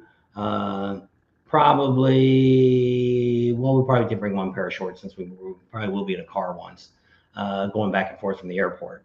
And most time we bring a couple pair of jeans. So usually suitcases will be fine. And then we have one big duffel bag that we put a lot of the motorcycle gear in, gloves and all that kind of junk, different coats. You never know. You can never tell about weather. It could be, it's like in Sturgis. It got kind of cool there a couple nights. It's down into the low 50s. And of course it could get hot. And so never know. That's right. It can't tell about weather. That's why everybody always says, how do I pack? You got to pack for everything, no matter what rally you're going to. Either you're going to Florida We've been in Florida when it was been freezing cold for spring rally too before. About the first year we went down there, I was looking at the old videos and we were all bundled up in coats riding down Main Street, gloves on and everything, and everybody was. And it was cold. I don't know how cold it was. They said it's one of the coldest winters they ever had. I think it got down like to 35 at night, and it didn't warm up much during the day. I'm like, holy cow. But as the rally got going, it got warmer by the next weekend. But like I say, you don't know. And because all these rallies are these weird times like this, we're going in September. So it could snow in Bikes, Blues, and Barbecue. Last year we had a lot of rain. So hopefully this year it won't rain as much as it did last year. But you just don't know what the temperature is going to be. You don't know what the weather's going to be like. So you got to bring a little bit of everything to be prepared. We don't normally bring the chaps and all that. Bikes, Blues, and Barbecue is about the only place you really drive a distance, because to get to the dealership from Eureka Springs is like 35 or 40 miles. So that's a pretty good chunk, because you're winding roads, so it takes twice as long. It's about an hour ride for that short of miles. So it is what it is. You go through a couple little towns too. So we're not doing any of the fall rallies. I mean, a couple of people have been asking me if we're doing Biketoberfest this year. No. Maybe 2025, but at this time, no. We have to see how all this works out. If we get places to stay that we don't have to spend a lot of money on, we have to see how it's all going to budget out. We have so much money to spend, and once that's gone, that's going to end up the trips for the year. So I wanted to really I'd like to do everything we did last year. So we would like to do Daytona, do Leesburg, Panama City, Myrtle Beach, and then come home. Well, we'd come home after Daytona. We'd like to get the veteran stuff going. Don't know if that'll get going or not. We're still working on all that too. Drink? No, I'm burping or something. I don't know. Is it your throat making noises? Yeah. That's what she keeps telling me. I do, my She's throat. in there burping in the car. It's my throat. It's my throat. Yeah, it all comes from your stomach up to your throat. My throat makes weird noises. I tell you, when I burp. I'm like, oh, I burped. That was a burp. But sometimes my throat makes funny noises. He says, you burped. I'm like, no, I didn't. It was my throat. So Andrew says him and his wife has been restoring a 2001 Mustang. So that's a year older than ours. Watch YouTube videos, and we both repainted the car together. It's been a total blast for us. That's cool. Art says his workout. Whoops, where'd it go? I don't know. I just lost it. I don't know. It's gone. What was it? He says workout. What's that? The most I work out is from the couch to the refrigerator. Oh, is Art's on there? Yeah. A cool cat. Same here. That's what Sam Biker said. Same. That's what he does. His workout is from the couch to the refrigerator. And I wanted to say a thank you also and a happy anniversary, because somebody else said their anniversary was the 23rd too. Oh, Corey. He said it was our 25th anniversary and our 23rd time at Sturgis. We went there in '99 for our honeymoon. And Mike, and I want to say Brenda Adams, and that's who paid for our trip last year, not trip, but this year, Myrtle Beach. The 2024 to stay at the campground. Yes, at the state park. So I wanted to say happy anniversary to them. I think they've been married. When's their anniversary? 30 years on the 31st. They'll do a video. We're going to put them at the beginning of the video. Yeah. Because they didn't win nothing for I know. I kept saying, what can we do for it? And he says, oh, just tell my beautiful bride happy anniversary. So anyway. You may not find it on this, but we'll put it at the beginning of a video. So normally that doesn't happen. We don't normally do all that kind of shout out for people, but in this case, he actually paid for the campground, spent quite a bit of money to get us there. Oh, no. I thought he had a business. He doesn't own a business, yes. but it's got nothing to do with motorcycles. Art said he was cleaning out his emergency bag and accidentally released the pepper spray. He's like, ouch. That ain't no fun. Hopefully you did it up in your room and not downstairs where everybody's at. We had a bar one time we worked in, and they had a tear gas bomb or something, and a stupid bartender that they had, this guy that wore shorts, they used to say shorter than our oldest daughter wore.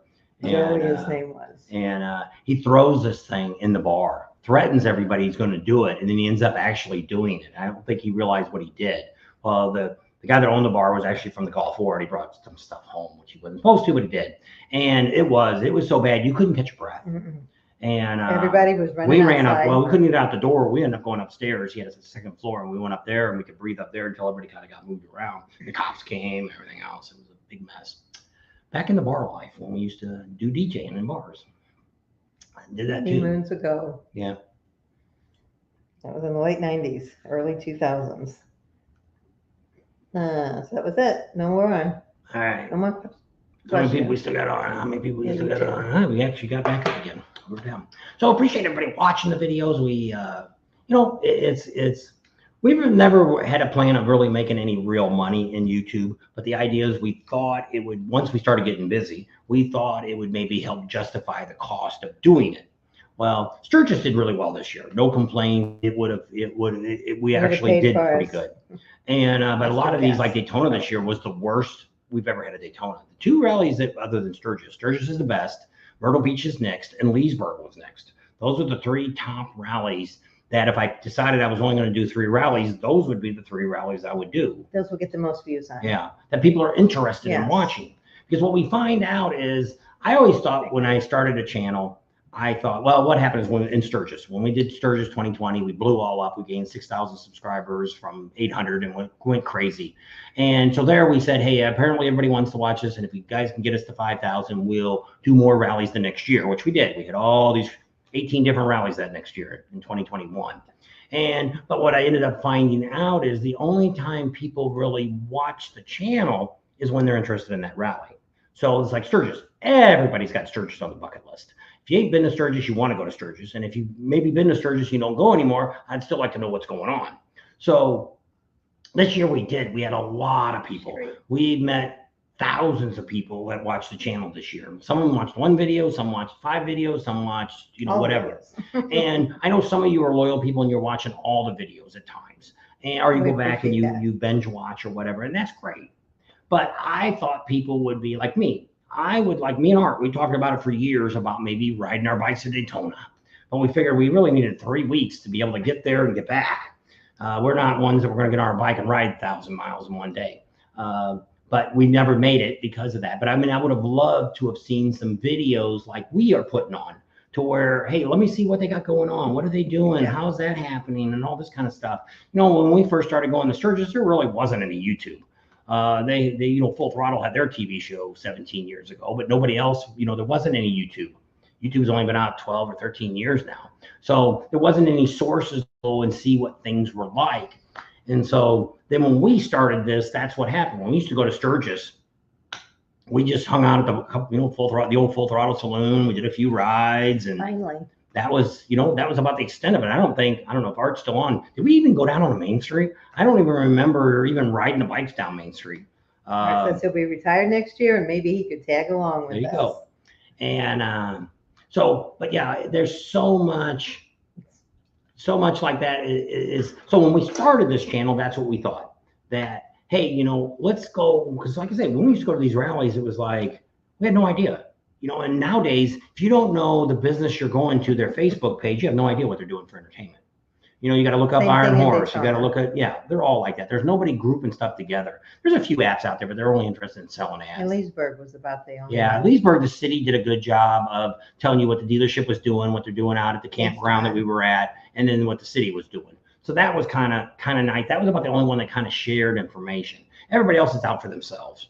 And so it's really hard if you come for the first time, it's like, well, I don't know any of these bars. I don't know which ones is safe to go in to bring a woman, or is it going to be, because Sturgis was like that. I thought for years Sturgis was 1%ers. That's all that was there.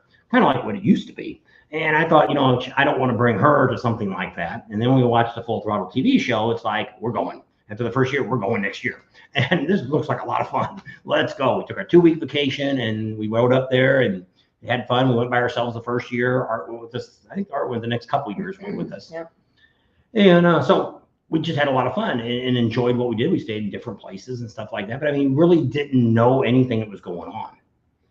So Full Throttle, and that was about it. So now we didn't even know Buffalo Chip was out there. I think we drove up to the bar one time and thought, oh, well, okay, there's not much going on here. Let's get the hell out of here. Didn't even realize. Well, we did go see Kid Rock. Yeah. Years ago when the lightning bolt came down in 2015 or whatever it was. Stayed at Shade Valley, I think. Yeah. So we've done, so when we started all this, that's what we thought is, let's start giving out. When I retired, we were there an extra week. So we thought, well, let's just start doing some extra stuff. Let's start showing people some of this stuff. And we went around and we started talking to people, and a lot of the businesses were very welcome to talk to us. We even talked to Wyatt. We were one of the first video people that ever went and talked to Wyatt the first time. And but we try to give you that great information that you can't find anywhere else. So, which it is. I had a guy this year, it was actually at the Gas Monkey Garage, and we're passing cards out because we thought, let's go back and do what we did the first year. We passed cards out. Well, the problem with that was 80% of the people said, oh, when I gave them a card, oh, we already watched your channel. Did you subscribe? And so it didn't work out real good. Well, I handed to this bunch of old guys sitting at this table, and he goes, I've lived here for 60 years. You can't tell me nothing. I said, I get that story all the time. I said, do you know where the best chicken is? And he's like, where? Where's best chicken at? Spectola Marina. Never heard of that. Then you don't know, do you? Go down there and you'll know that it's the best chicken you've ever ate. But see, once again, it's we made it twice. I know. Would like to have gone back again, but just time. It's just during the rally, it was so. I don't know what happened at the time. We didn't seem like we did anything.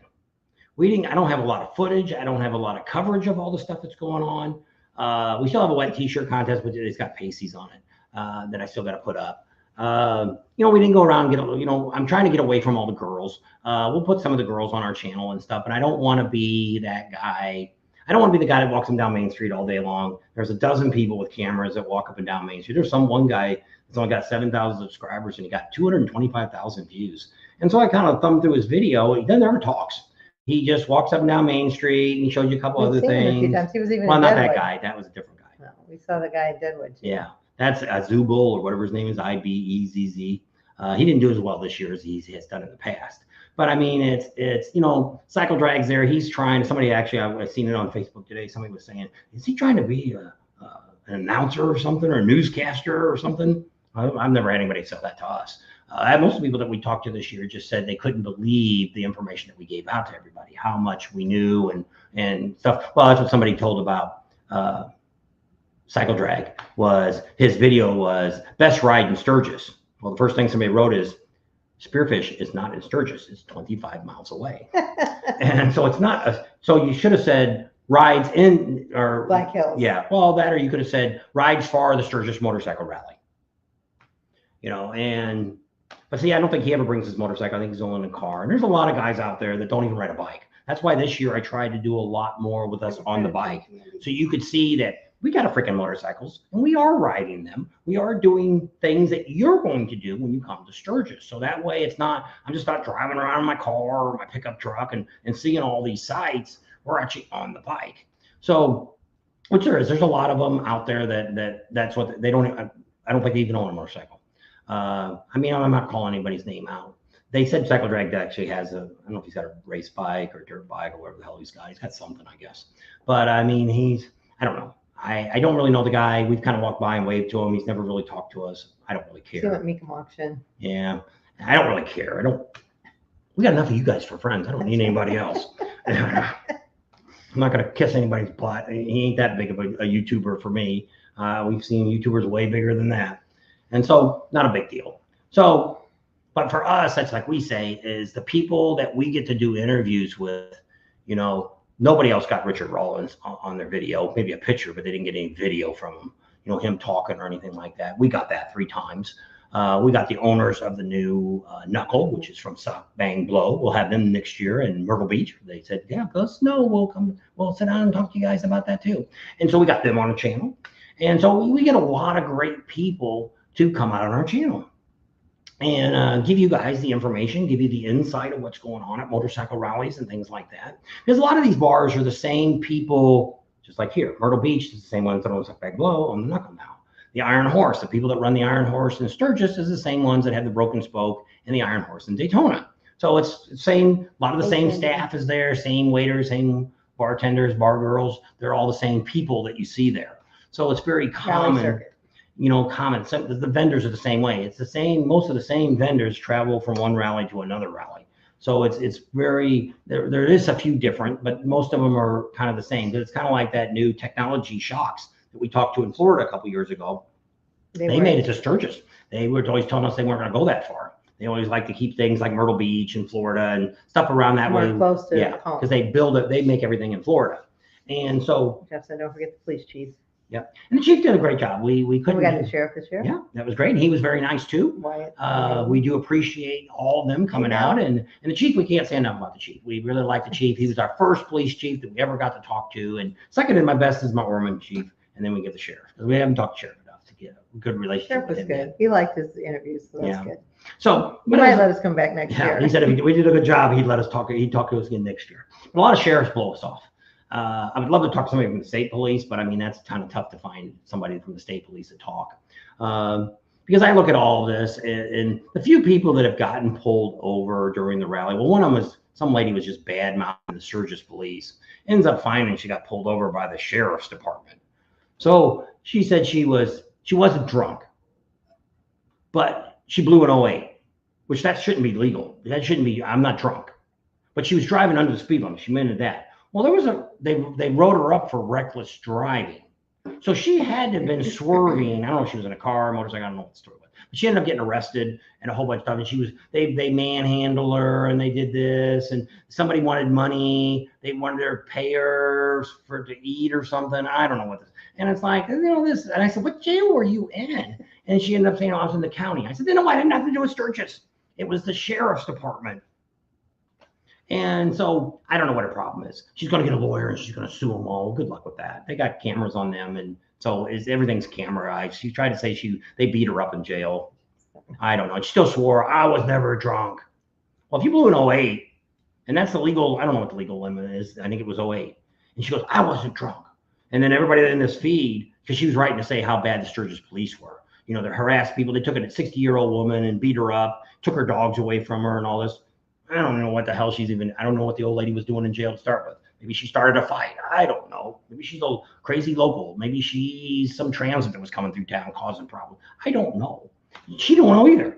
But I mean, these people get on Facebook and they freak out. And then when you start asking them questions, they start tweaking on you.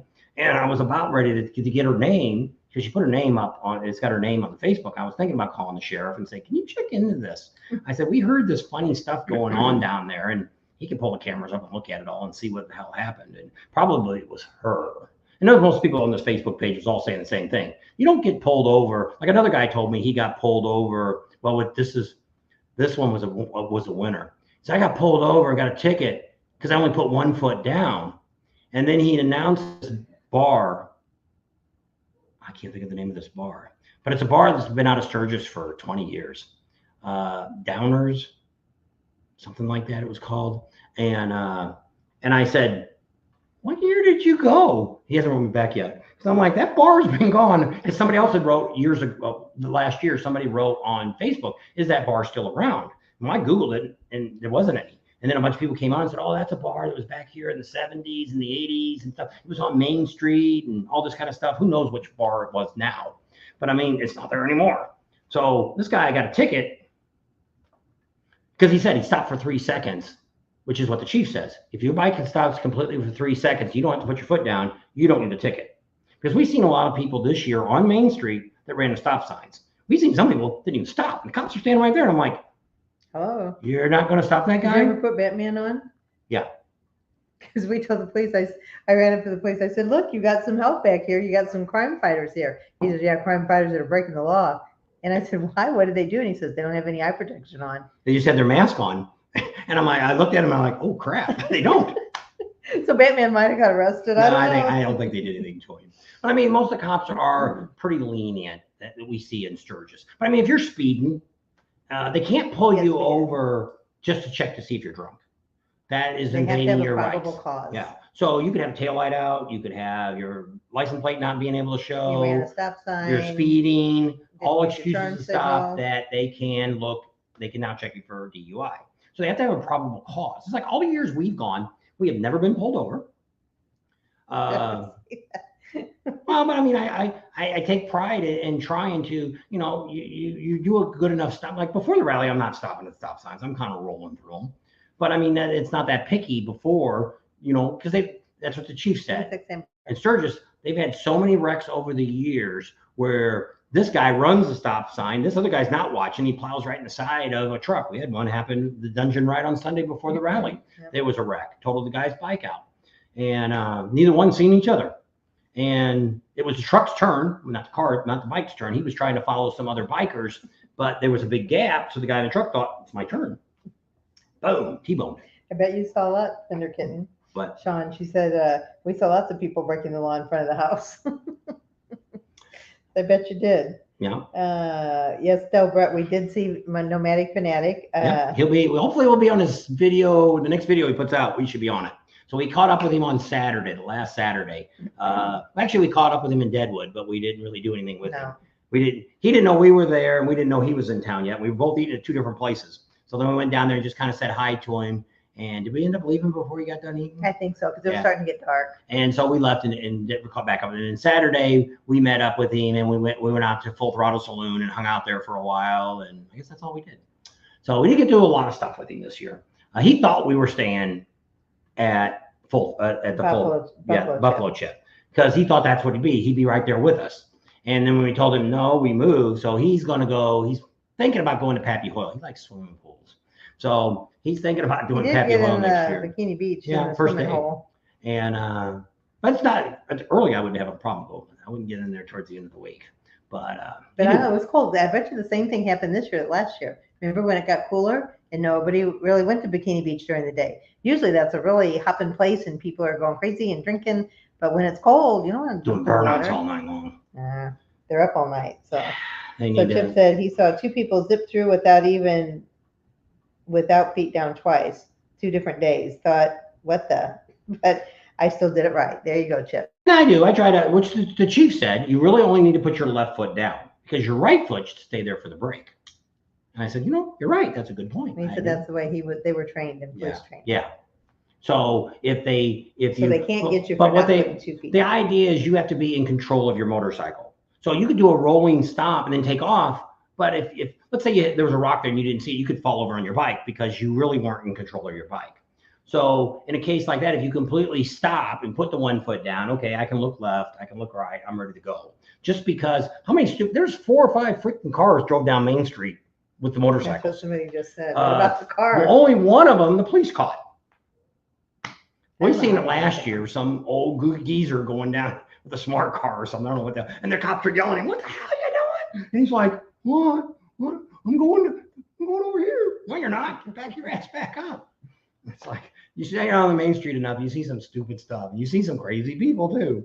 Not just bikers. There's other people there that come down to Main Street that are just nuts. Somebody said that guy with the AR was walking around again this year on Main Street. Which I don't know. I didn't see him. But a couple years ago he was. And it's legal to carry.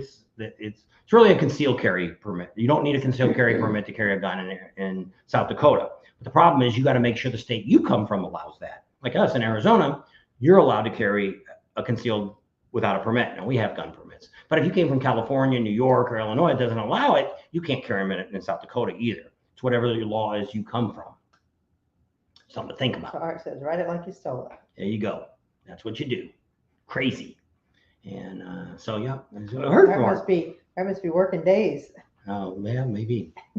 He's home. Yeah.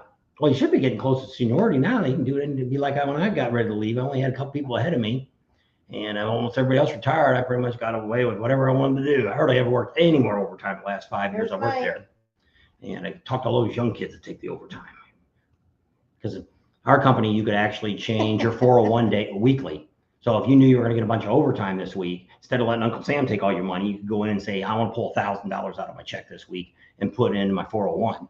And then next week you can flip it back down to having 20 people as deduction, so you don't take as much out. So that was nice where we used to work. And I told these guys, you're young guys, save up, get your 401s real big. So when you retire, you'll have your pension, you'll have your 401 plan, and you'll be set. And I don't know if anyone wants to do it. Well, they don't get pensions anymore, do they? Well, if they were there for a couple years after I was, now they don't give them away. They give cash balance away, which is. So Mark says, happy 45th. Hope you go to the Chip. I like my spot in Deep Lake.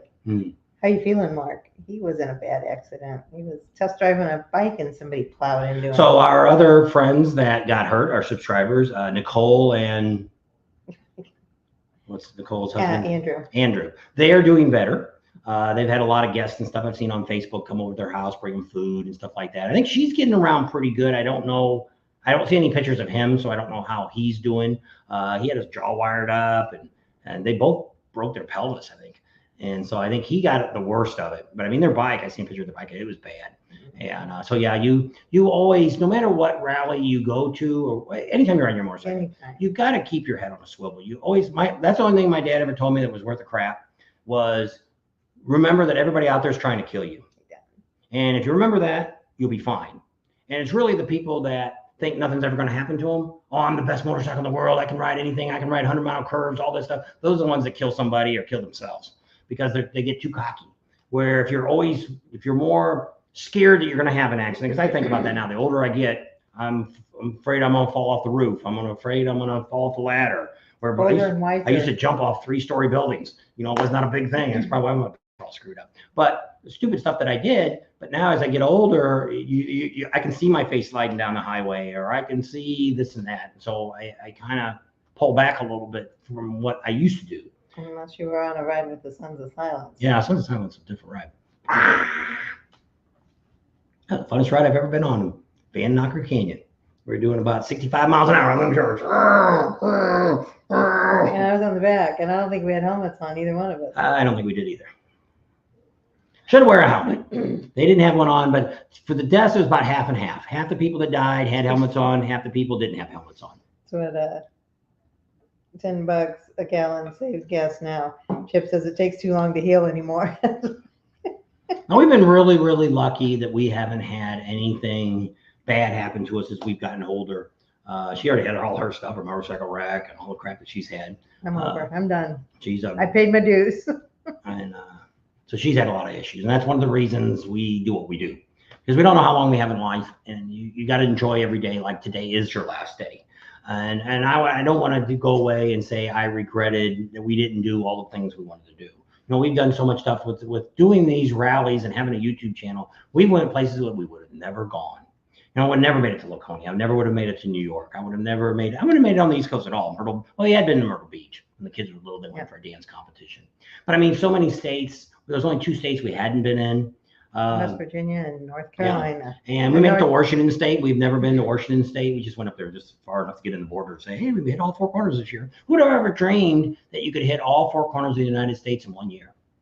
And now we didn't do it all on a motorcycle, but I know some people do that. I can't. Me and Art, I talked about that before. I'd love to do a 30-day ride of Route 66 with no plans. Just stop at all these crazy little places.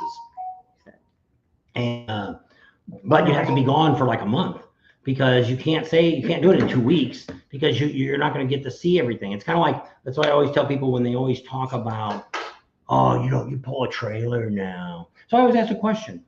So you're on your vacation, right? You still got a job. So other than stopping for gas, a place to eat, and a place to sleep, where else are you stopping? And they're like, nowhere. And what's it prove that you rode 2,000 miles of Sturgis? On your motorcycle. We rode 2,200 miles of Sturgis too.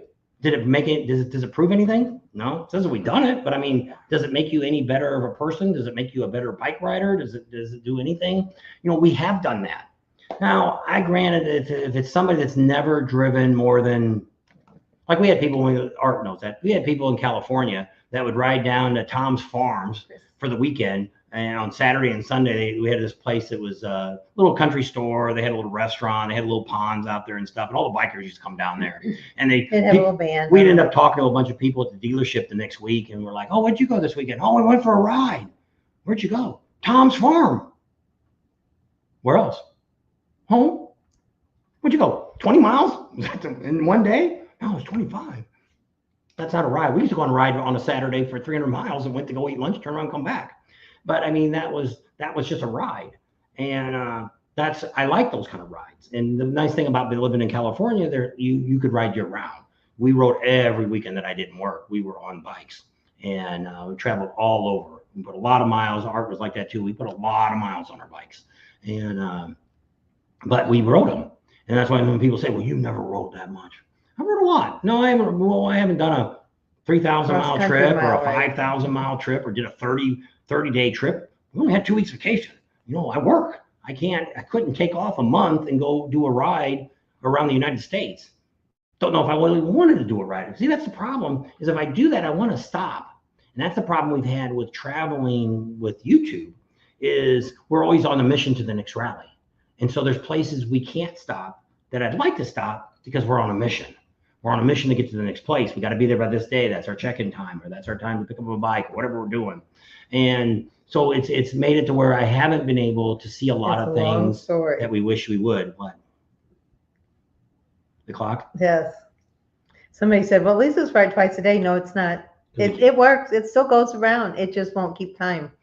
It is right twice a day. No, it's not. Yeah, it is, because sooner or later it's going to come back at the same time. Mm-mm. Tomorrow it probably. If it's stuck on a time, then it's right twice a day. But if it moves, like tomorrow morning we wake up, it's on 1 o'clock. It went through 1 o'clock tonight. It's not spinning. It's not doing 24-hour spin. A 12-hour spin that clock doesn't do. Yeah, it does. No, it doesn't. You look at it now. We'll see what time we get back. It's 4 o'clock, and a while ago it said like 10 to 2. We haven't been on this for 2 hours.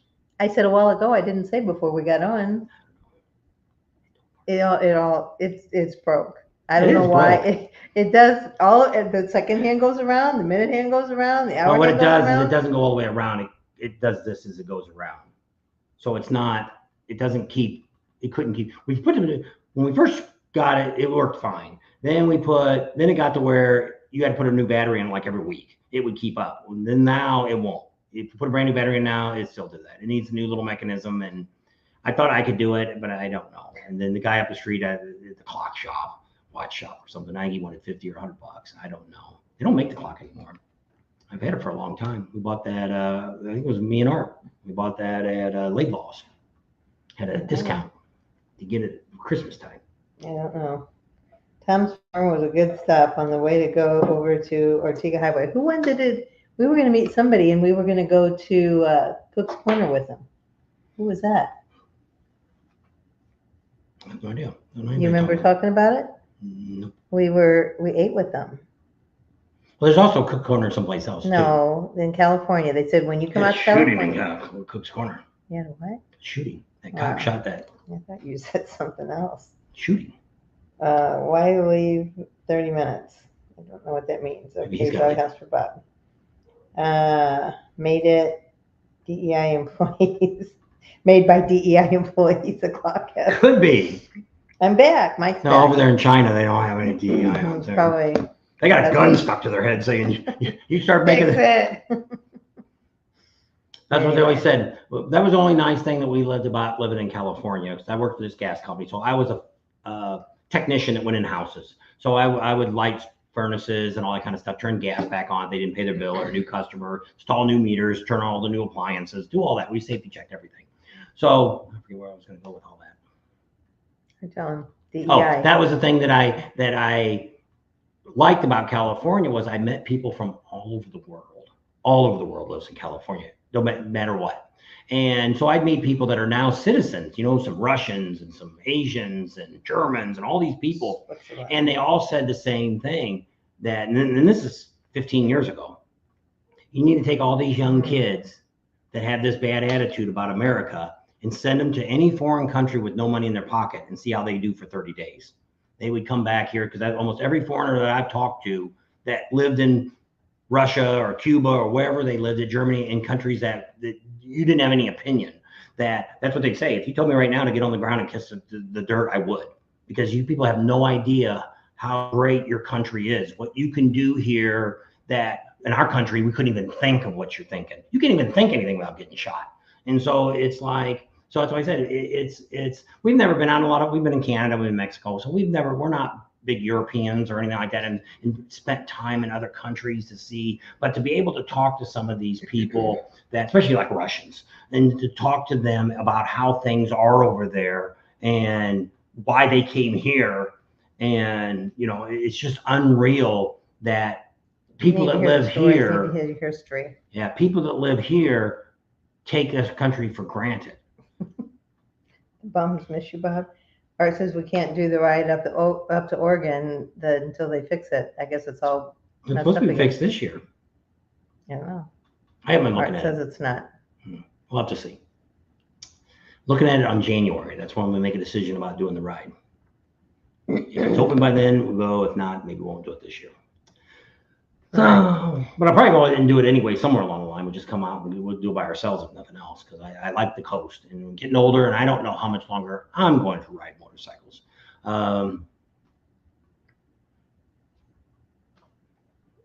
I'm not going to be one of these guys out there. We know a guy that's, what's he, in his 90s and takes his bike out and drops it like 4 times every time he goes out for a ride. Guys all help him pick it up. And it's like, I don't want to get that way. I love the ride, but I don't want to get to where I'm a danger to people or, I don't know. I don't know if I get a lighter bike. I don't know.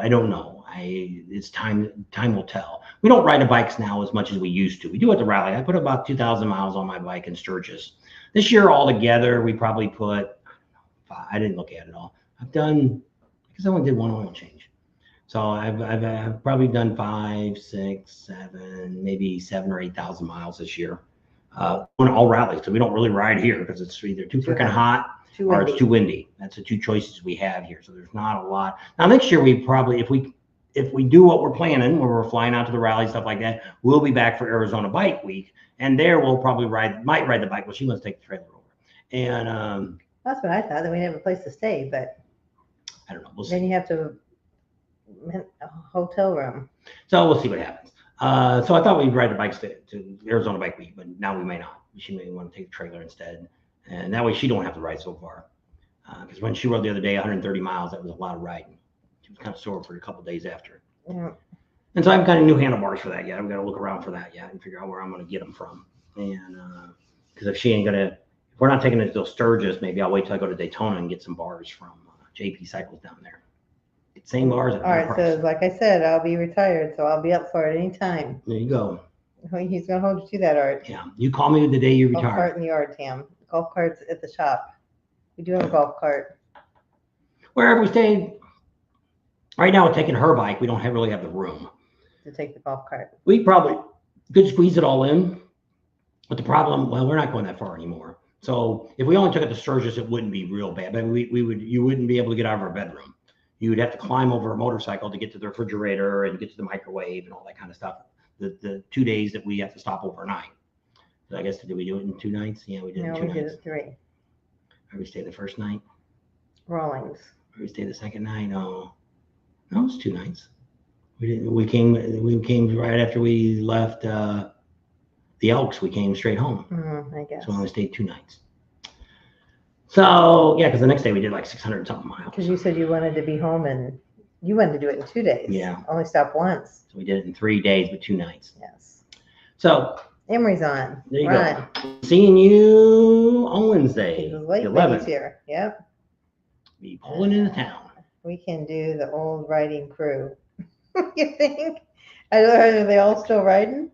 I couldn't Well, tell you. I think Sally and Sandy and them, they all. I know, But I don't know about what was that one girl's name?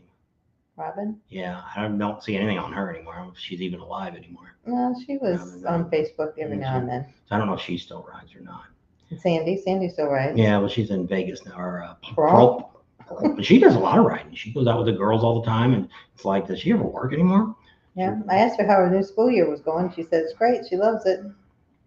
She drives a school bus. Yeah. So yeah, so and Dave and Laura. yeah, so I don't know what they're doing. I see her every once in a while on Facebook, but I mean, I don't know if they ride anymore. And Pam and Jesse. I don't know if they still ride, but I see them on Facebook too. Art would be the one that if he sees any of these people, these are I all. know they're all out there in Corona. Yeah, not in our neighborhood. You'll no see them more than us.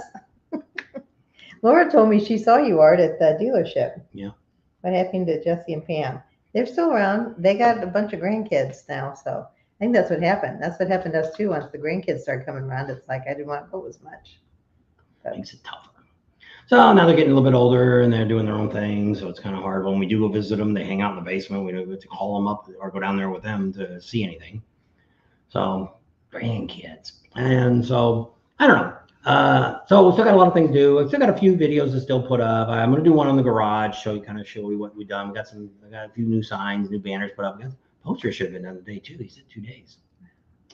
And I didn't call yet. no. And so we got some posters put in frames. I got to find a place to put all those, hang those all up, and we can talk about those. One of them we got signed. It's kind of neat by a well-known artist. So it's kind of neat. We got that, and the race racer signed it, which I really don't know. I don't know nothing about motorcycle racing. And Well, one guy, I don't know, he might have. Did he win his 10th race? That was supposed to be his 10th, because right now they both won 10 championships. So I think the race in Sturgis, the because one guy's retired now, he's not racing anymore. But the guy that's still racing, that they both have 10 national championships. He could have, if he won the race in Sturgis, I think that would have been. No, I think the championship is what he's got to end the whole year Oh. as a champion, not just one race. So they still got races to do. They're doing one like at the Ozarks during their bike week, which is during Ocean City Bike Week. They're doing one in Ocean City. They're having a flat track race. So I think the flat track race on Sunday went really, really well. I think the city's really happy. I don't know if any business, I don't see any businesses complaining on Facebook or anything about it. Some of the vendors were kind of complaining because they didn't realize that they couldn't get their stuff out. They were trapped in that middle circle. I think Pay they were attention. told. I think they were told. Yeah. And so. Read your contract. Yeah. And so, you should know if they're making a circle track, how are you going to get a truck in there and to load your crap up? Hello? One guy was taking big old pieces of plywood. And he says, they boxed me in. I can't get out. I'm like, well, No shit. you should have got up a little earlier. Yeah, they were. But you have to give kudos to the city and to the public works. They got that track all up and going. And by the next morning, it was all gone. Yeah, No, down there at 7 or 8 o'clock, and you nothing. could see the trucks, which I think it showed a little bit. They were watering down the street, cleaning it off. There was a little bit of mud in the parking lot that the city had, that they had the dirt, the little ramp coming in. There was a little bit of mud there, but that was it. There was no other remnants that there was a anything- race yeah. there. And great job. And Yeah, because they were supposed to start at 2 o'clock in the morning setting up the track, and it rained all night. So they couldn't probably start till 7 or 8 o'clock that next it morning. was like about 4 o'clock, 4 or 5 in the morning. So they lost a couple hours. So they were scrambling. And then it was a 3-hour rain delay. So I don't know. But a lot happened and they pulled it off. So Yeah, kudos which to we the didn't city. say to the end. They raced at night, and I watched it on TV. It was really good. It was great for Sturgis. They said a lot of stuff about Sturgis. They talked about the history. Fox did on TV. They did it last Saturday, and it was really cool. I recorded it on TV and didn't watch the whole thing because by the time I started, it was already about halfway over. But we got to see the adventure bike race and then the V-twin race, and but yeah, it was pretty exciting and it's pretty neat. I'm kind of neat. I'd probably stay next year. Might watch a little bit more of it. See, we can't film a lot of it because it's Fox has got copyrights on it. So we can show you all the clips I showed you were all the time trials, them getting their place in line. And so I figured that I could get away with it. They never called, so they're probably fine with it. But we're tied in with the flat track with the director there, Cameron. He loves us, and I didn't realize he was the director until I was up on the top of the Oasis bar, and one of the photographers said, "And why don't you have a vest on?" Because they have a media vest. And I said, because I'm a YouTube channel. And he says, who told you could film? I said, Cameron. Oh, okay. Well, if Cameron told you, you're okay. I guess he's pretty important. Thanks, Cameron. So yeah, and that's what he says. What does Cameron do there? I said, I don't know. So we looked up his name and I was like, well, he's the director. Because he's top dog. So he's the one that always talks on the channel, and we talked about the race and stuff. And we met him in Daytona a couple years ago, and that was like pulling teeth to get into there. And well, this is a free race, so it was a lot easier to get in. And then we went through the Oasis bar, and they let me up on the roof, and so I could get those shots up there, getting that. And it was pretty neat. It was neat. I'm kind of excited that they did it. And, You know what I was thinking where I should have went is down to One-Eyed Jack's. I bet you she would have let me up there. Because that would have been on a shaded side too, so I'd be in the shade. But that would be around turn one. Was that the first turn? Yeah. No. Yeah. They started at the top of the hill, didn't they? No, they started in the middle of the street there. Oh. That was the start-finish line. So that One-Eyed Jack's would have been the first turn, Sherman would have been the second, third would have been when they went into the parking lot, and fourth was when they come back around Main Street. So I don't know. But maybe next year. And so, yeah, it was, but I mean, this year for us, it was just, the rally part itself was just a mess. We just didn't get a lot of things done that I wanted to do. Wanted to get back out to Spearfish Canyon because wanted to see the vendors that they have out there at the lodge. We tried 2 days to do that. Didn't make it there. I can say we didn't spend hardly any time at the Buffalo Chip. I don't know. I don't know where we went wrong. I don't know. We were doing really good up till that point. Once the rally started, things just got crazy. But I mean, I think one day we did sleep in. But I mean, when you looked at, we like didn't have the Gas Monkey Garage. It wasn't there last year. We didn't even deal with that Oasis. That bar we never dealt with anyway. That when it was Dirty, what was that bar called before? Dirty Harry's or something? Dirty Dog. Dirty Dog. Well, Dirty Harry, Dirty Dog. What's the difference? Harry, doggy. A Dirty Hairy Dog. Yeah, that was there originally. And and then it that was we the know of. And Oyster then there Bar. was the Oyster Bar before after that. We never even went in either one of those two places. Just a lot of bars you don't have time to go into. And so we did spend a lot of time there because we went by several times to see if Richard's there. If he's not there, okay, let's move on. And he's not, because a lot of times they're like, he's here somewhere. And you're standing around there for 20 minutes looking around for him. I don't know where the hell he's at. Well, the last Saturday he was there. His family was there. His wife, his two kids were there. And so they're like, okay, he is here because the kids, they're all waiting to go to the airport and leave. And so And I think he left then too. He just. yeah, he did. He was done. And he was gone for the day. And that was great. I appreciated him giving us the time of day, helping out our channel. We got a lot of views. Very pleased with us because we talked to, that's what happened was after one of our YouTube friends called me up and said, how did you get interviews with Richard? I don't know, we just asked him. And he says, because I asked him and he told me no. So I'm like, well, so the next day we were by there, they had just hung that big banner up. See, we didn't go over there either. I want to talk to that banner guy. Didn't make it there either. And so the film guy was out there. And I said, well, so I walked up when he pulled his camera down. I said, I just want to thank you guys for thanking you and thanking Richard for, taking the time out and letting us film and all this. He says, I'll just tell you, Richard has seen every one of your videos and he's very pleased with you. I'm like, oh, thank you. And I said, then next time I'm going to ask him to talk again. Don't feel so bad. Because sometimes people are busy. It's just tough putting the camera up in front of somebody. This is last time, that's what I said. I said, do you want to give me one more and you can say an ending for the break week? He said, can we make it fast? And I'm like, I'm ready right now. It's already running.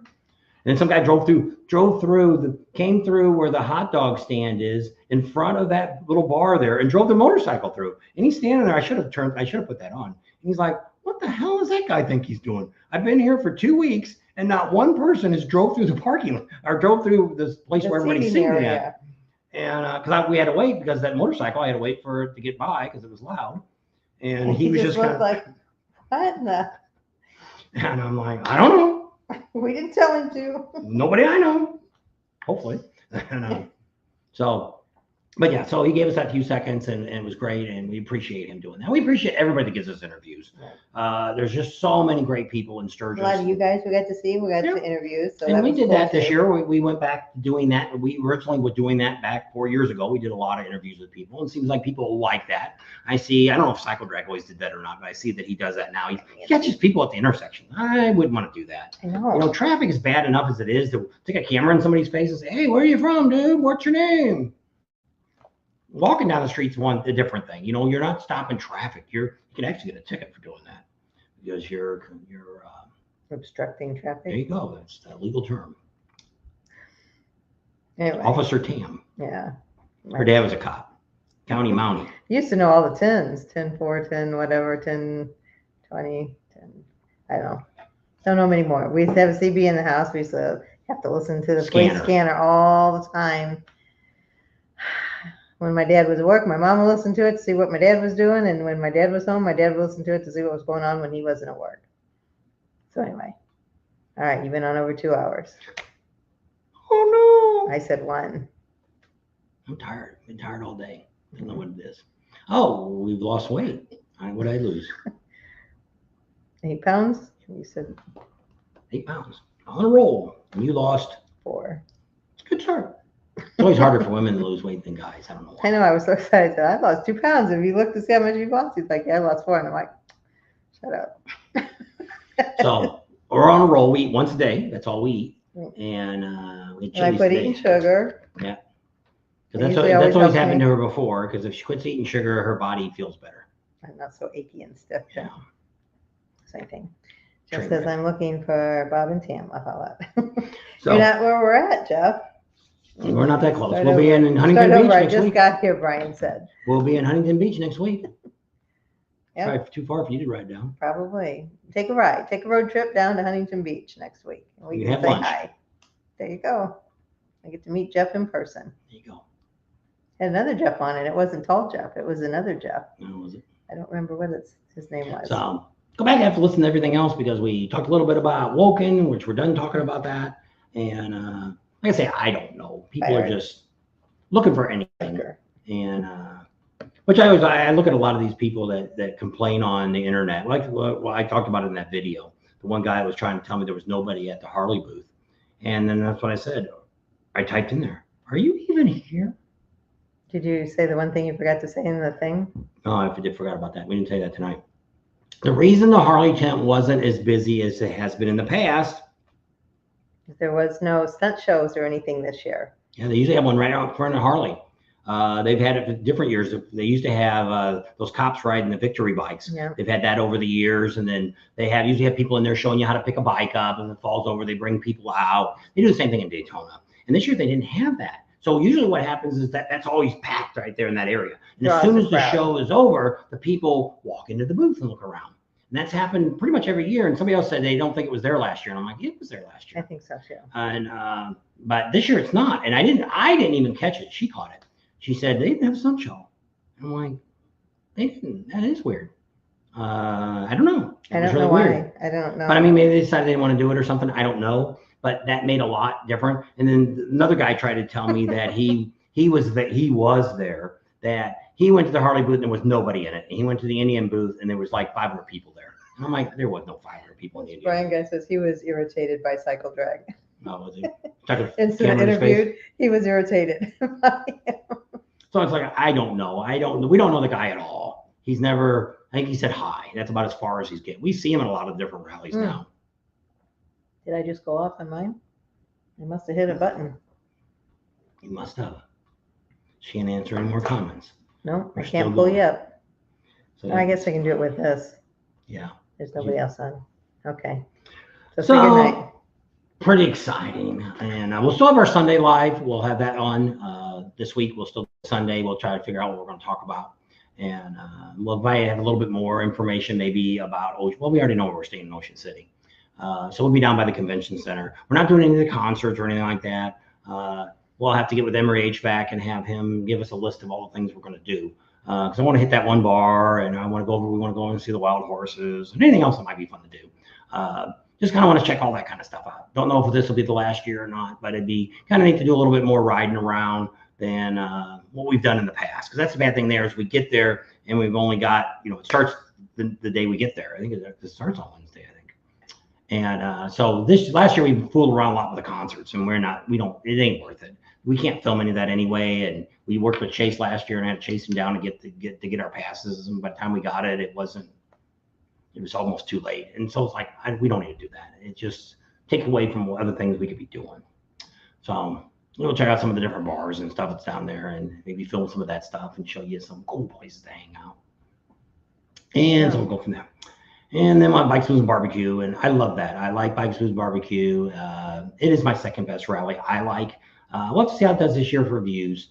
A lot of people are saying there's nothing out there. Yeah, there is. If you go to Bikes, Booze, and Barbecue, they got a Facebook page. They got all the bands are already listed. Plus all the little bands will be there. I don't know. Last year, the city spent a lot of money in Eureka Springs and had it at the auditorium. They had a lot of concerts.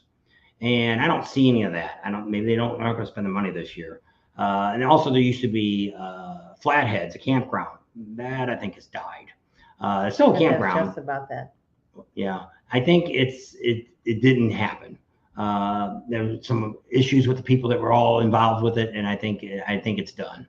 And it's tough to build something up big like that, trying to make it like a buffalo chip.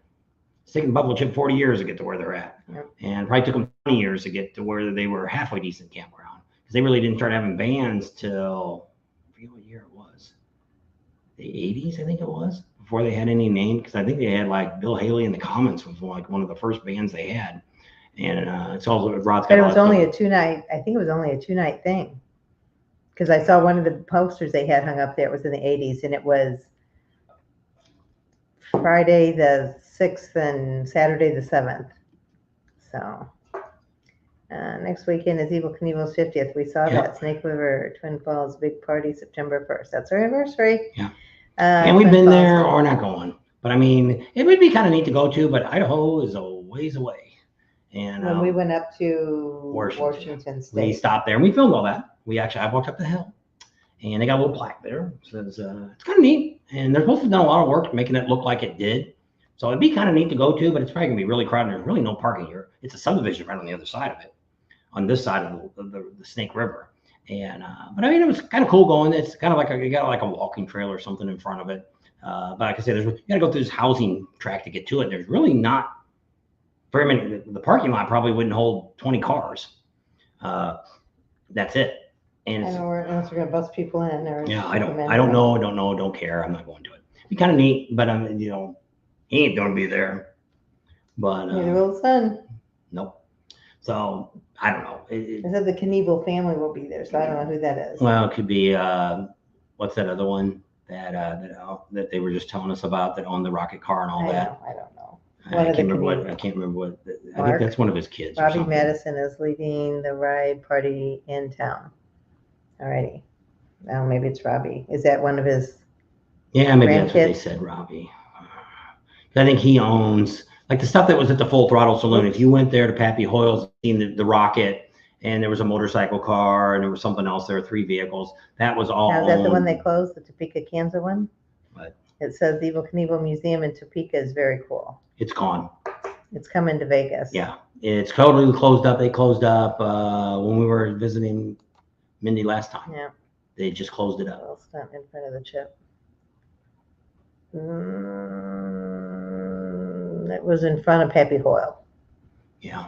Not the chip didn't have anything, which is weird. They probably should have, because the lady that works at the Buffalo Chip is in charge of opening the museum in Vegas. We'll have some footage of that soon. They're supposed to give you some inside. Once again, it's all about people we know. We're going to get to get in there, and we want to be there when the truck's delivered. They got a big giant, they got an original Evel Knievel truck all painted up, looks all that, and they want a lot of publicity on that as it's traveling across the United States with a lot of the memorabilia will be in it. And so we want to be there. We want to film the museum before it opens and show you what it kind of looks like with nothing in it. And then as they bring stuff in, we'll be showing some of that, and then maybe we'll meet the truck coming in or something and fly a drone over it or something. I don't know what we'll do. So Brian says Robbie Madison is the world record distance jumper right now. So I guess he's not a relative of Evel Knievel.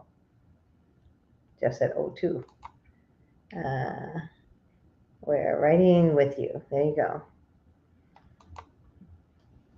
All righty, I guess we'll end it up. How many people are on? 66. All right. So thanks for hanging out with us tonight. We love all you guys. Thanks for all your support and always being there for us. Subscribe to our channel if you haven't already. Share us with your family and friends. Give us a big thumbs up. Ring that bell for notification. And we'll see you on the next video. You're going to do your stuff. Yeah. Yeah, if you'd like to get some fancy shirts like we got, you can go right here. It is. Don't forget to give us a thumbs up. There we go. Did you figure it out? Everything is backwards. See, there's our clock. It's 20 after 4. That's right. Anyway, love y'all. See you soon. Make sure there's nobody else made a comment before you You gotta just get out. Oops. gotta go back to comments. And what was it? Jeff. Okay, good night, Jeff says. That's what he says. Del Brett. I didn't know he was on. Yeah. He's one that asked if we saw Pneumatic Fanatic. Oh, okay. Alrighty. Y'all take care. We'll see you on the next video. Sunday. Bye. And then we got a video tomorrow. Yeah, tomorrow. Just to kind of be a short one tomorrow. I think it's got like a 9-minute video coming out tomorrow night. Friday's usually kind of slow. No video on Saturday unless we decide to do something quick in the shop or something, but not planning on it. And because Brian, I'm going to film it and that'll be a video for next week, Tuesday maybe. Bye.